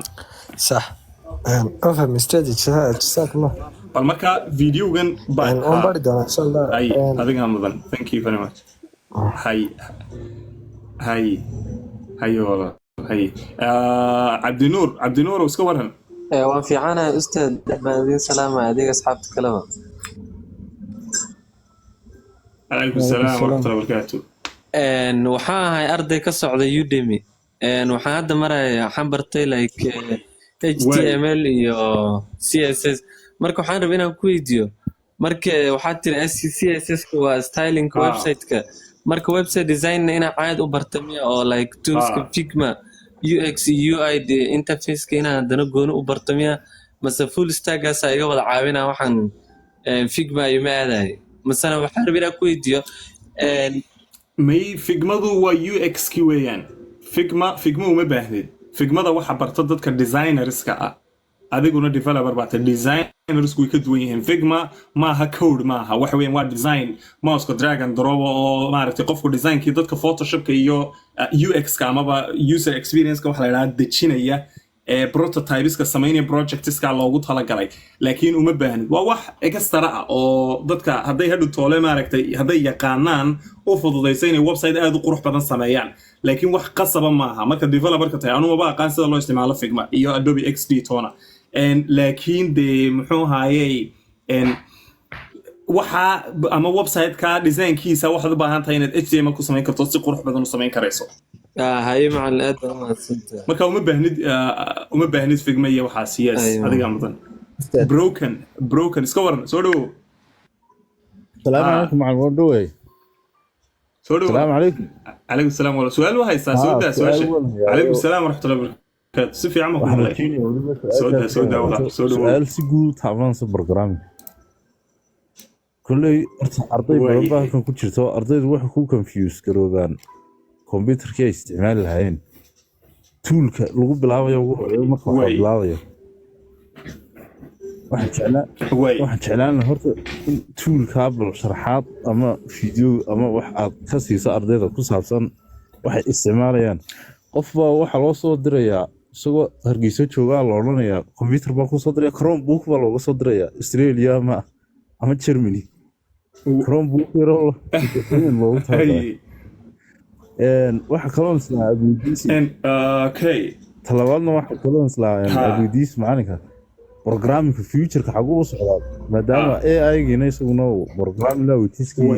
uu ku siinayo code-kii sida isku qabanayaan qofkii iyo AI uu ku siinayo code-kii wala bas okay su'aasha koowaad hadaynu ku horeyno horta programming-ka markaad bilaabayso computer-kaaga inuu powerful yahay uma baahnid okay waxaad u baahan tahay computer shaqo basic ah qabanaya hadhow toole ayaa laga yaabaa inaad marka shaqo badan ku qabanayso inuu maaragtay computer powerful aad u baahato laakiin marka hore aad wax bilaabayso computer RAM-kiisu ama 8 yahay haddii aad weydo lafteeda 4 GB-ka ama 4 GB-ga waad iskala daalaadhici kartaa waad iskaga sabri kartaa waxaad ku baran kartaa muxuu haayay sidoo kale waa run Chromebook waxaanu lahayn dee hard disk baanu lahayn oo waa online internet baa lagu talagalay in lagu isticmaalo waana iska dhib weeyaan soo qofka marka specific inaad u sheegtad u baahantay soo qofka basic-ka bilaabaya ee ardayga ah waxa ku filan computer RAM-kiisu 4 GB yahay i5 haysta muxuu haayay core i5 hard diskigiisuna hadduu ugu badan yahay amaba 500 gigabyte ama 200 gigabyte laakiin waxa wanaagsan SSD-ga kuwan la yidhaa ayaa wanaagsan hard diskiyadooda marka muxuu ahaayey computer too powerful ah uma baahnid waxaad u baahan tahay computer iska caadiya si qofka waliba ardaydan ka hadlay laakiin shaqada marka laga hadlayo shaqadu waa isla daala dhacaysa shaqada waxaad u baahan tahay computer powerful ah imika dhowr computer baan istee kala wada duwan oo midba shaqo gooniya loo isticmaalaa oo purpose gooniya ah imika tiraba waxaan haystaa 3 computer ba halkan yaala oo midba nooci marka shaqo marka laga hadlayo yes way ka duwan tahay oo computer powerful ah baad u baahan tahay laakiin markay ardaynimo tahay computer basic ah oo de caafimaad qabaad u baahan tahay oo maaragtay aad isticmaali karayso Core i7 SSD RAM 16 gigabytes intaas haddaa hesho banaanka ku dhacda intaa haddaad hesho waad ku shaqayn kartaa ardaynimo maaha waad ku shaqayn kartaa imika laba computer 3 computer baan haystaa so mid ka midii waa waxa weeyaan mid baa powerful ah laptop ah oo kaasa aan shaqada ugu badan ku qabtaa midna waa mid yar waa kan tablet kan isticmaalaya waxa weeyaan waa Snapdragon phone la yiraahdo Microsoft Surface weeyaan so 500 gigabytes weeyaan SSD iyo processor kuna waa kuwan Snapdragon X Elite la waa mid aad u wanaagsan RAM-kiisuna waa 16 so it's just a normal computer ka kale weyn baa isagu yara powerful ah iyo mid kale oo desktop oo muxuu ahaa kan Mac Mini la yiraahdo marka computer basic aad ku bilaabi karaysaa waxaad doonayso su'aasha labaad ee ah AI-gu halkee buu u socdaa ama software development-ku halkee buu u socdaa niyow challenges badan baa jira waxyaabo badan oo ilaa imika maantada software developerskii lama bedelin okay waana in badanna waa lagu celinaya software developers baa la bedelaya ilaa imikana AI waanu isticmaalnaa aniga laftaydu shaqadaydu ii fududeeya waanu isticmaalnaa wax badan baa isbedelaya laakiin still software developers ku mustaqbal bilay because AI it's not fully there wali halkaa ma gaarsiisana uu wada replace gareynayay muxuu ahaayey software developers ka oo dhan marka still waa loo baahan yahay still waa la isticmaalaya still human baa loo baahan yahay shaqooyinkan maaragtay waxyaabahan oo dhan qabta marka that's that marka I hope inaan ka jawaabay su'aashaada Snapdragon computer yar weeyaan okay computer ka yar weeyaan waana tablet waana computer so it's let me just see. Okay there you go so that marka la soo noqdo okay hay ustaad imika halkan maxaad su'aasha figma iyo gaskan ka sheekeynaya maqlayo ka dhawaa كل الشهادة دبلومات وكسيتها لكن يدو ما سعودها خمس سعودها كان سنوب سيدنا لو استعمال على وورد بريسكا بل نوير في تيم صوت وورد بريسكو أروح ضدك وورد بريسكو سميوه ما قانين ديفلوبرز يهين it's just a tool لو قلت لك عليه ضدك عن بروجرامي كأقونين أما سوفت وير ديفلوبمنت كأقونين أو دراجن ضربة ما قرنا إسا مركا وريا كيدا وصورو marka muxuu ahaa dragon drop baa loogu talagalay dadka waxa loogu talagalay aan khibrad badan oo lahayn software developer ah amaba aan waxyaabo badan maaragtay qaban kareenin oo aan khibrad code ku sameeyay iyo waxyaabaha aan lahayn ayaa badanka loogu talagalay so WordPress-ka ID-du ugu horeysayba waxay ahayd sida AI-go kale u ahaa oo waxa la oran jiray waa tan website-kii dragon drop bay dadku ku sameynayaan waa laga maarmi doonaa developerska laakiin laga ma maarmine still waa la isticmaalayo waxyaabo specific ah loo isticmaalo systemku haddii uu noqdo sophisticated hadduu sii noqdana badanka maaragtay lama de waa in gacmaha loola tagay noqonaysaayo ma xallin karo WordPress waxyaabo badan oo noocaasa still waxyaabo badan oo challenge baa jira laakiin problemka ugu badan waxay ka dhacdaa marka muxuu ahaayey codeka faraha waayo PHP buu badanka ku base garaysan yahay muxuu ahaa waxa loo yaqaano WordPress-ku so codeka wax ka beddeladiisa iyo supportkiisa ay toolo dib noqota so waxyaaba iska basic ah website-yada xayeysiiska iyo waxyaabahaas ku qurux badan yahay badanka in muxuu ahaayey laga shaqeeyo Mr. Hakan soo dhawow dhimale waynu su'aalahayn dhamaystirno Mr. Hakan soo dhawow walaal ama okay سعيد كامل وسولو سعيد صور أدبد ما سنتهي ها ما شاء الله ما شاء الله بينو نكسن كل horta meesha waxa weeye wax laga sheekeynaya aan moogtay software ana waxaan ahay ما شاء الله ardayda هاي software ka dhigata ee sanadkii saddexaad ku jirta marka horta هاي su'aal guud ban aan dadka uga faa'iideyn lahaa si aan mataqaanaa haddii qofka dee haddii aad garanaysid camal qof kasta oo software soo marana kulley su-aashaas dhibtaas way soo martay marka qofka horta ardaygu markuu software u dhigto waxaa ka luntaa iminka ardayda badanaa softwareska dhigtaa dee mar dambe oo sanad aad jaamacadda dhammaysay ama sanadka saddexaad ay wax badan kuu furfurmayaan moogti laakiin sanadka koowaad iyo sanadka labaad iyo sanadka saddexaad waxa laga yaabaa maab aad raacdidba waad waayeysaa yacni website waa dhisaysaa laakiin website oo dee ma garanaysaa oo yacni oo komba laga sama ma dhisi karaysid maabkii loo marayna waxyaabo badan carqalado badanna way kaa hor imanayaan ma garatay marka bal waxaad siisaa yacni tibis badanoo oo yacni dad ardayda softwareka doonaya inay dhigtaan ama xiiseynaya inay bartaan maab yaro fudud oo ay raacaan okay I think horta marka runta laga hadlayo marka fudayd aynu ka hadlayno programming iyo software development haddaad soo dhex gelayso waa inaad maaragtay usoo diyaar garoodo struggle iyo rafaad iyo maaragtay inaad dee gacmahaaga you know like to get your hands dirty waa inaad ugu soo tala gasho wax fudaydna aayar kuma helaysa it's very confusing laakiin waa wax qiimo leh oo si fiican haddaad u dhex gasho maaragtay aad wax ka faa'iidayso ma garanaysaa sida ugu fududeed u baran kartaa laakiin waxa weeyaan amaba anuu dadka kula taliya hadduu doonayo qofka inuu waxaan midha ka keeno ama uu ka midha dhaliyo waa inaad motivation mar walba haysato waa inaad mar walba ku dhex jirto environment wax kuu soo kordhinaya waa inaad communitieska ku biirto waa inaad channels amaba dad falow garayso shaqooyinkan kuu qabanaya oo waxyaabahan si fiican u fahansan ma garanaysaa marka motivationkaagu waa inuu mar walba dhisan yahay oo aad garan karto meesha aad wax ka faa'iidaysay meesha aad waxba ka faa'iideen mar walbana aad raadinayso inaad maaragtay dee kor u qaado waxa aad doonayso programmingka markaynu ka hadlaynana amaba software developmentka marka la eego fieldeska kale amaba professionska kale ee dadku ay maanta ku shaqeeyaan waa waxyaabaha ugu fududeed si fiican uga heli karto suuqa okay maanta wax dhanoo aad expert ku noqon karto aad free ku wada helaysaa aanad u baahnayn boqoshin inaad bixiso marka adiga motivationkaaga iyo xiisaha aad shayga u qabta iyo waxyaabahaasun bay ku xidhan tahay dariiqo ka fudud oo aan sheegi karo oo dariiqooyinkan imaka aynu maanta ka hadlaynay ama road mapkan ah ama buugaagtan aan telegramka soo dhigay ah amaba videoyadan linkiyadan labadan linkiya aan soo dhigay ahina ma jiro waa inaad from scratch ka bilowdo wax walba from scratch waa inaad ka bilowdo then aad sidaa maaragtay u socoto aad maaragtay aad ku hirgeliso waxaad ku hirgelinayso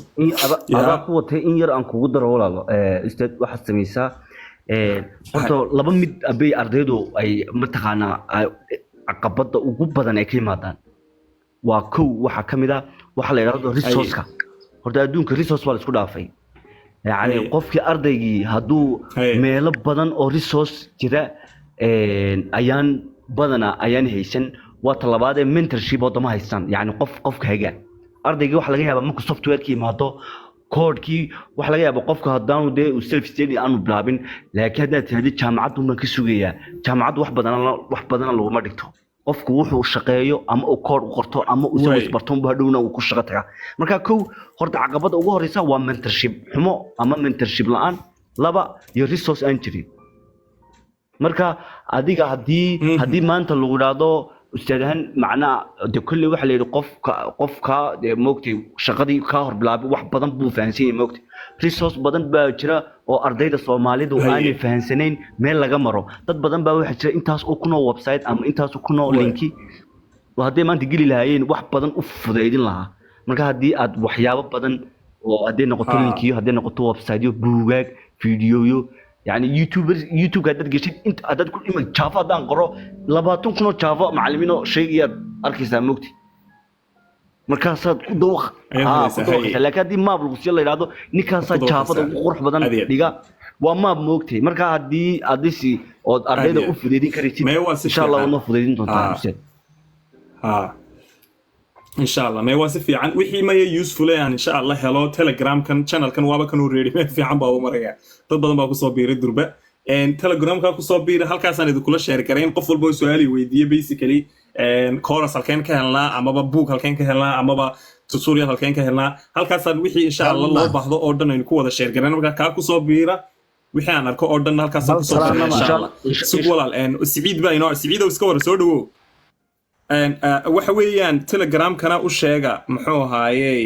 qof kale u qor please telegramka linkigiisa ninka siciid soo dhawo walaal السلام عليكم ورحمة الله وبركاته. Thank you very much دكتور. عليك السلام. هذه متقنة لكن ها مش عدالة دراك جرت محايا لدتك اسكو مد ما هندلو ددو ادفانس ددو انترميديت ددو برو مركا سيشنز ka aqbaynaysa maaragtay in xoogaa la kala saaraa fiican oo la yiraahdo maxay dad fara badan oo gaajo u haysa inay wax bartaan maaragtay ya technology ayaa jira laakiin wax fikir dadna waxayba kala sheekaysanayaan mataqaana framework iyo mataqaana artificial intelligence iyo mataqaana data structure iyo algorithm marka dardar midaas waa mid waxaana marka taasna waa jirtaa waxa kale oo jirta ma weyn u cadaalad sameynanayo wax badan baynu maaragtay we've come a long way runtii markaan ka hadlayno life iska ama ba life kan aynu sameeyna hadda maaragtay meel horaan ka soo bilaabay soo berigii hore waxaan ku bilaabay inta soo fadhiistaan waxaan doona ka hadlo laakiin markii dambe mowduuc baynu week walba mowduuc baynu falanqeynaa qof guest baynu soo casuunaa su'aalaynu weydiinaa saasaynu sameynaa marka dambana intaynu duuba life-ka ayaan ku soo upload gareeyaa YouTube-ka markaas hadhow qofkii u baahan inuu maaragtay wixii mowduuc hore looga hadlay dib u raaco halkaasaan ku dhaadaa ka raaca insha Allah waxaan ku sii dari doonaa inaynu bal level isu kala sameeyno mawaadiicda lafteeda aynu ka hadlayno ama su'aasheeda inaan ka qayb qaadano thank you very much thank you jazakallah brother thank you insha Allah aad baan maasanta walaal sayidintood sidoo kale muxuu ahaayay imika qayb dhan baa inoo harsan basically half of waxaynu ka hadalnay muxuu ahaayay half qayb la midoo kaloo dhan baa inoo harsan oon doonaynay inaan ka fargaray laakiin waxay u muuqataa waqtiguna waa xilli dambe inaan maaragtay lagaba gaadhsiinaynin so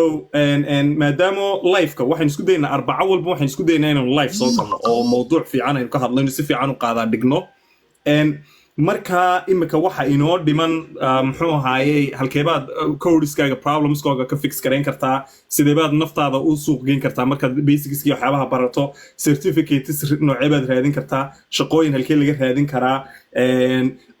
frameworkska trendingka ahi maxay yihiin waxyaabahaas oo dhan baarsan midda kale waxaa harsan cloud computing roadmapkii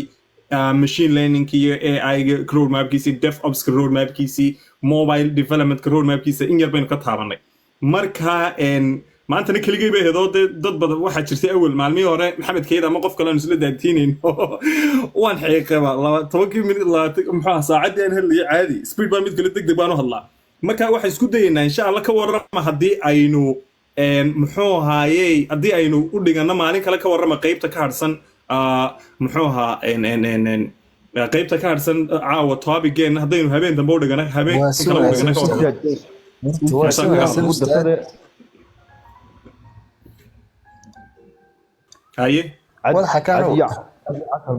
عادي 10 بو ولا يريستاي ورنتاي waxaasoo dhan lagama gaarsiin karo laakiin haddana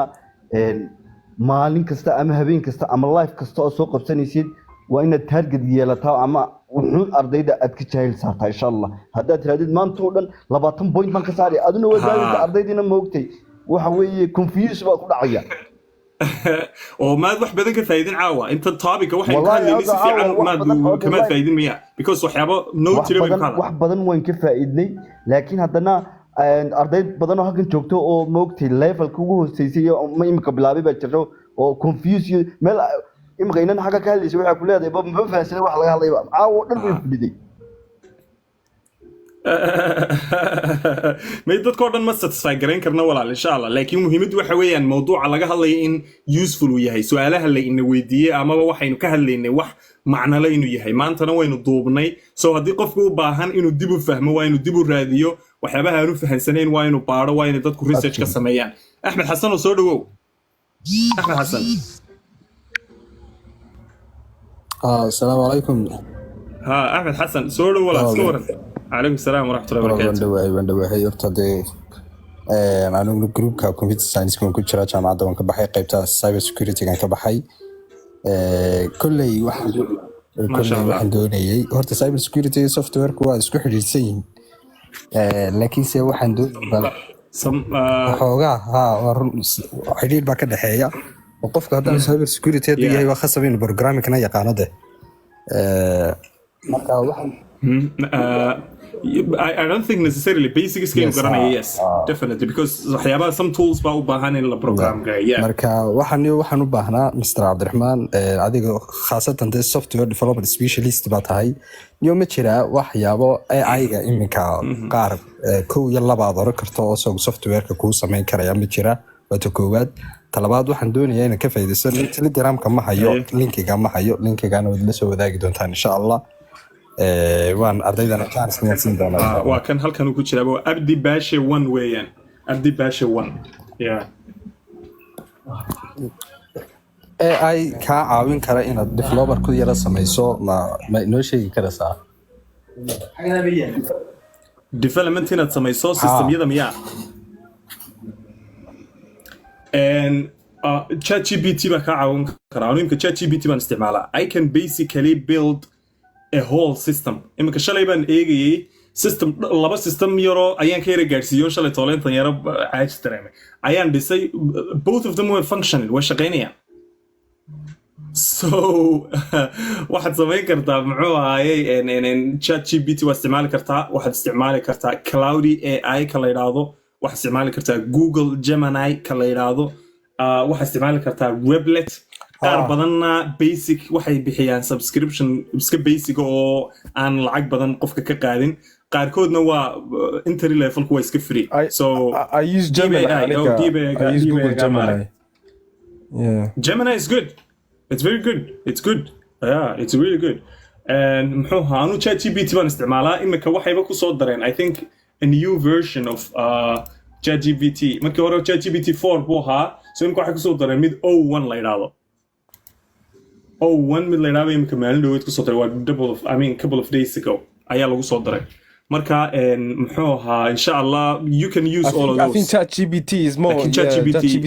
conversational it's more ma midda kale imika waxay wanaajiyeen memorygiisa wanaajiyeen because bariyii hore oo bilaabmay waxaan xusuustaa adigoo meel dhaxa maraya conversationkaad wada lahaydeen buu is wada masaxayo markaasuu dib haddana uu soo bilaabayay wixii yar imika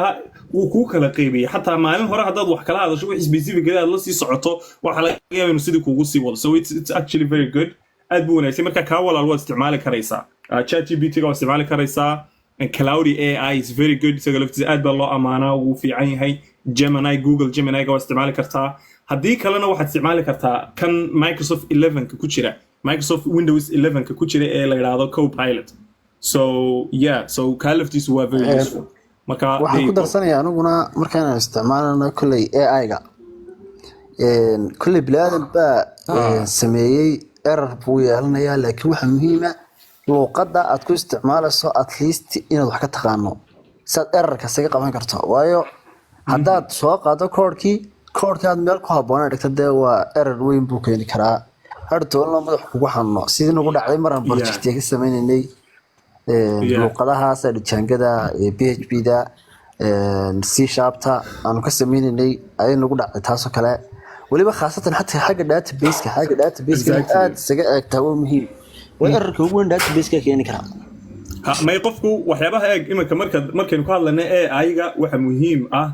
in muxuu ahaayey marka code iyo waxyaaba noocaasa la xiriira aad samaynayso so qofku wuxuu u baahan yahay at least inuu fahansan yahay codku siduu u shaqeynayo systemku siduu u shaqeynayo waxyaabahaas oo dhan siduu u shaqeynayo inuu garanayo u baahan yahay codeka laftiisa waa inaad eegto structurekiisu siduu yahay iyo maaragtay siduu u shaqeynayo bal waayo qofka biyaha cabaya talow soo dhawaada Mr. Boqran ma wiil baan soo gabar soo dhawo walaal pour me water saa loo soo kala horreeyay baan soo dhaweynaynaa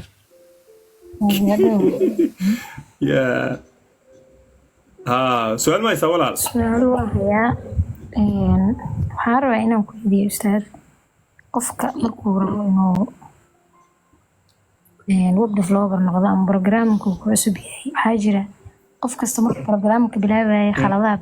uu sameyn jiray tusaale ahaan markaan jaamacadda ku jirnay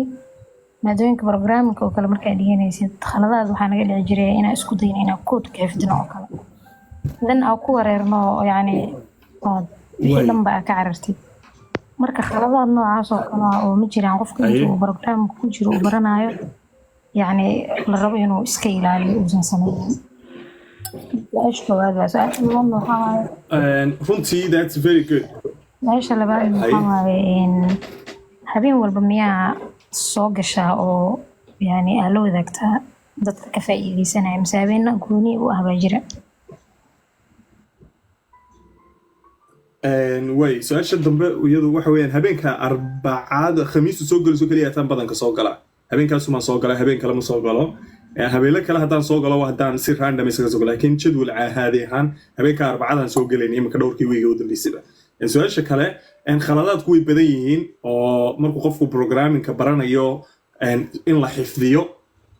muxuu ahaayey programming language qofku isku dayo inuu xifdiyo waxaanoo macquul ma noqonayso sidoo kale inuu qofku isagoon codeka fahmin copy and paste oo uu iska tijaabiyo codeka si fiican u eego waa khalad kale khaladaadka ugu badan laakiin dadku ay sameeyaan ee la haraa waxa weeyaan in aanu qofku luqad keliya ku eekaanin uu maanta Python dhigto beritoole haddana PHP boodo saadama haddana C# dhigto haddana dhinacan uga soo boodo JavaScript bilaabo dhammaantood intaba wuu seegayaa waxbana kama faa'iido khaladka ugu badan in aqaana waa ka dad markaa waxa wanaagsan luqad keliya inaad basicska barato aad focuska saarto aad maaragtay wax walba oo muhiima luqadda markaad barato aad dabadeedna sidaa uga socoto so khaladaadku laakiin way badan yihiin kaasaana ka mid ah engineer so do it's me engineer how kugu qoran wala so do hayto assalamu alaykum salaam wala iska war sidoo fiican alxamdulillah yor خير يا بركة سؤال شهر سوداء ولا نورتا أستاذ أنا حنا ير جامعة سنت كيلو مرايا برتا كمبيوتر ساينس مركا أستاذ لايف كذا عاون سوق بصدي ما شاء الله الحمد لله ربنا أنا كفائدي تعمل كذا ما نوحى أنا هن باشون كوها يعني مركيتي ماذا programming كا إن بدنا أنا يعني سكده لكن أدري كرتا أرضي يعني مرة اللي ببايع متى mentorship قف هاج وباهي هاي مركي قف أوربو إنه برنامج أوبرتو وسن هاينين وح idea وفكر وكسن كايسن نهاية هاي إيش ماشي وكبلا بكريو يعني ما أنتو برنامج وكبلا بكرو نخذوا برنايو ملا أساسي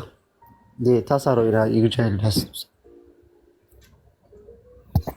way su'aashaasi waa su'aasha live-ka gebigiisu buu u furan yahay aynu maanta ka hadlaynay saacaddii iyo barkii lasoo dhaafay muxuu ahaa qofku halku ka bilaabayo programmingku wuxuu yahay software developmentku wuxuu yahay so haddaad jawaabta doonayso waxaad bilowdaa oo aad kaga jawaabteedu waxa weeyaan buuggan waxaan soo dhigay telegram channelkana walaal waxaan soo dhigay muxuu ahaayey laba buug baan soo dhigay qofku wuxuu ka bilaabi karaa labadaa buug mid ka mida qaado midna waa JavaScript midna waa Python labadooduba waa laba luqadood oo very useful ah mid kamida qaado halka ka bilow halka ka wad so waa basics ku fargareynay halkaas aad ka bilaabi kartaa hadhow halkaas aad uga sii soconaysaa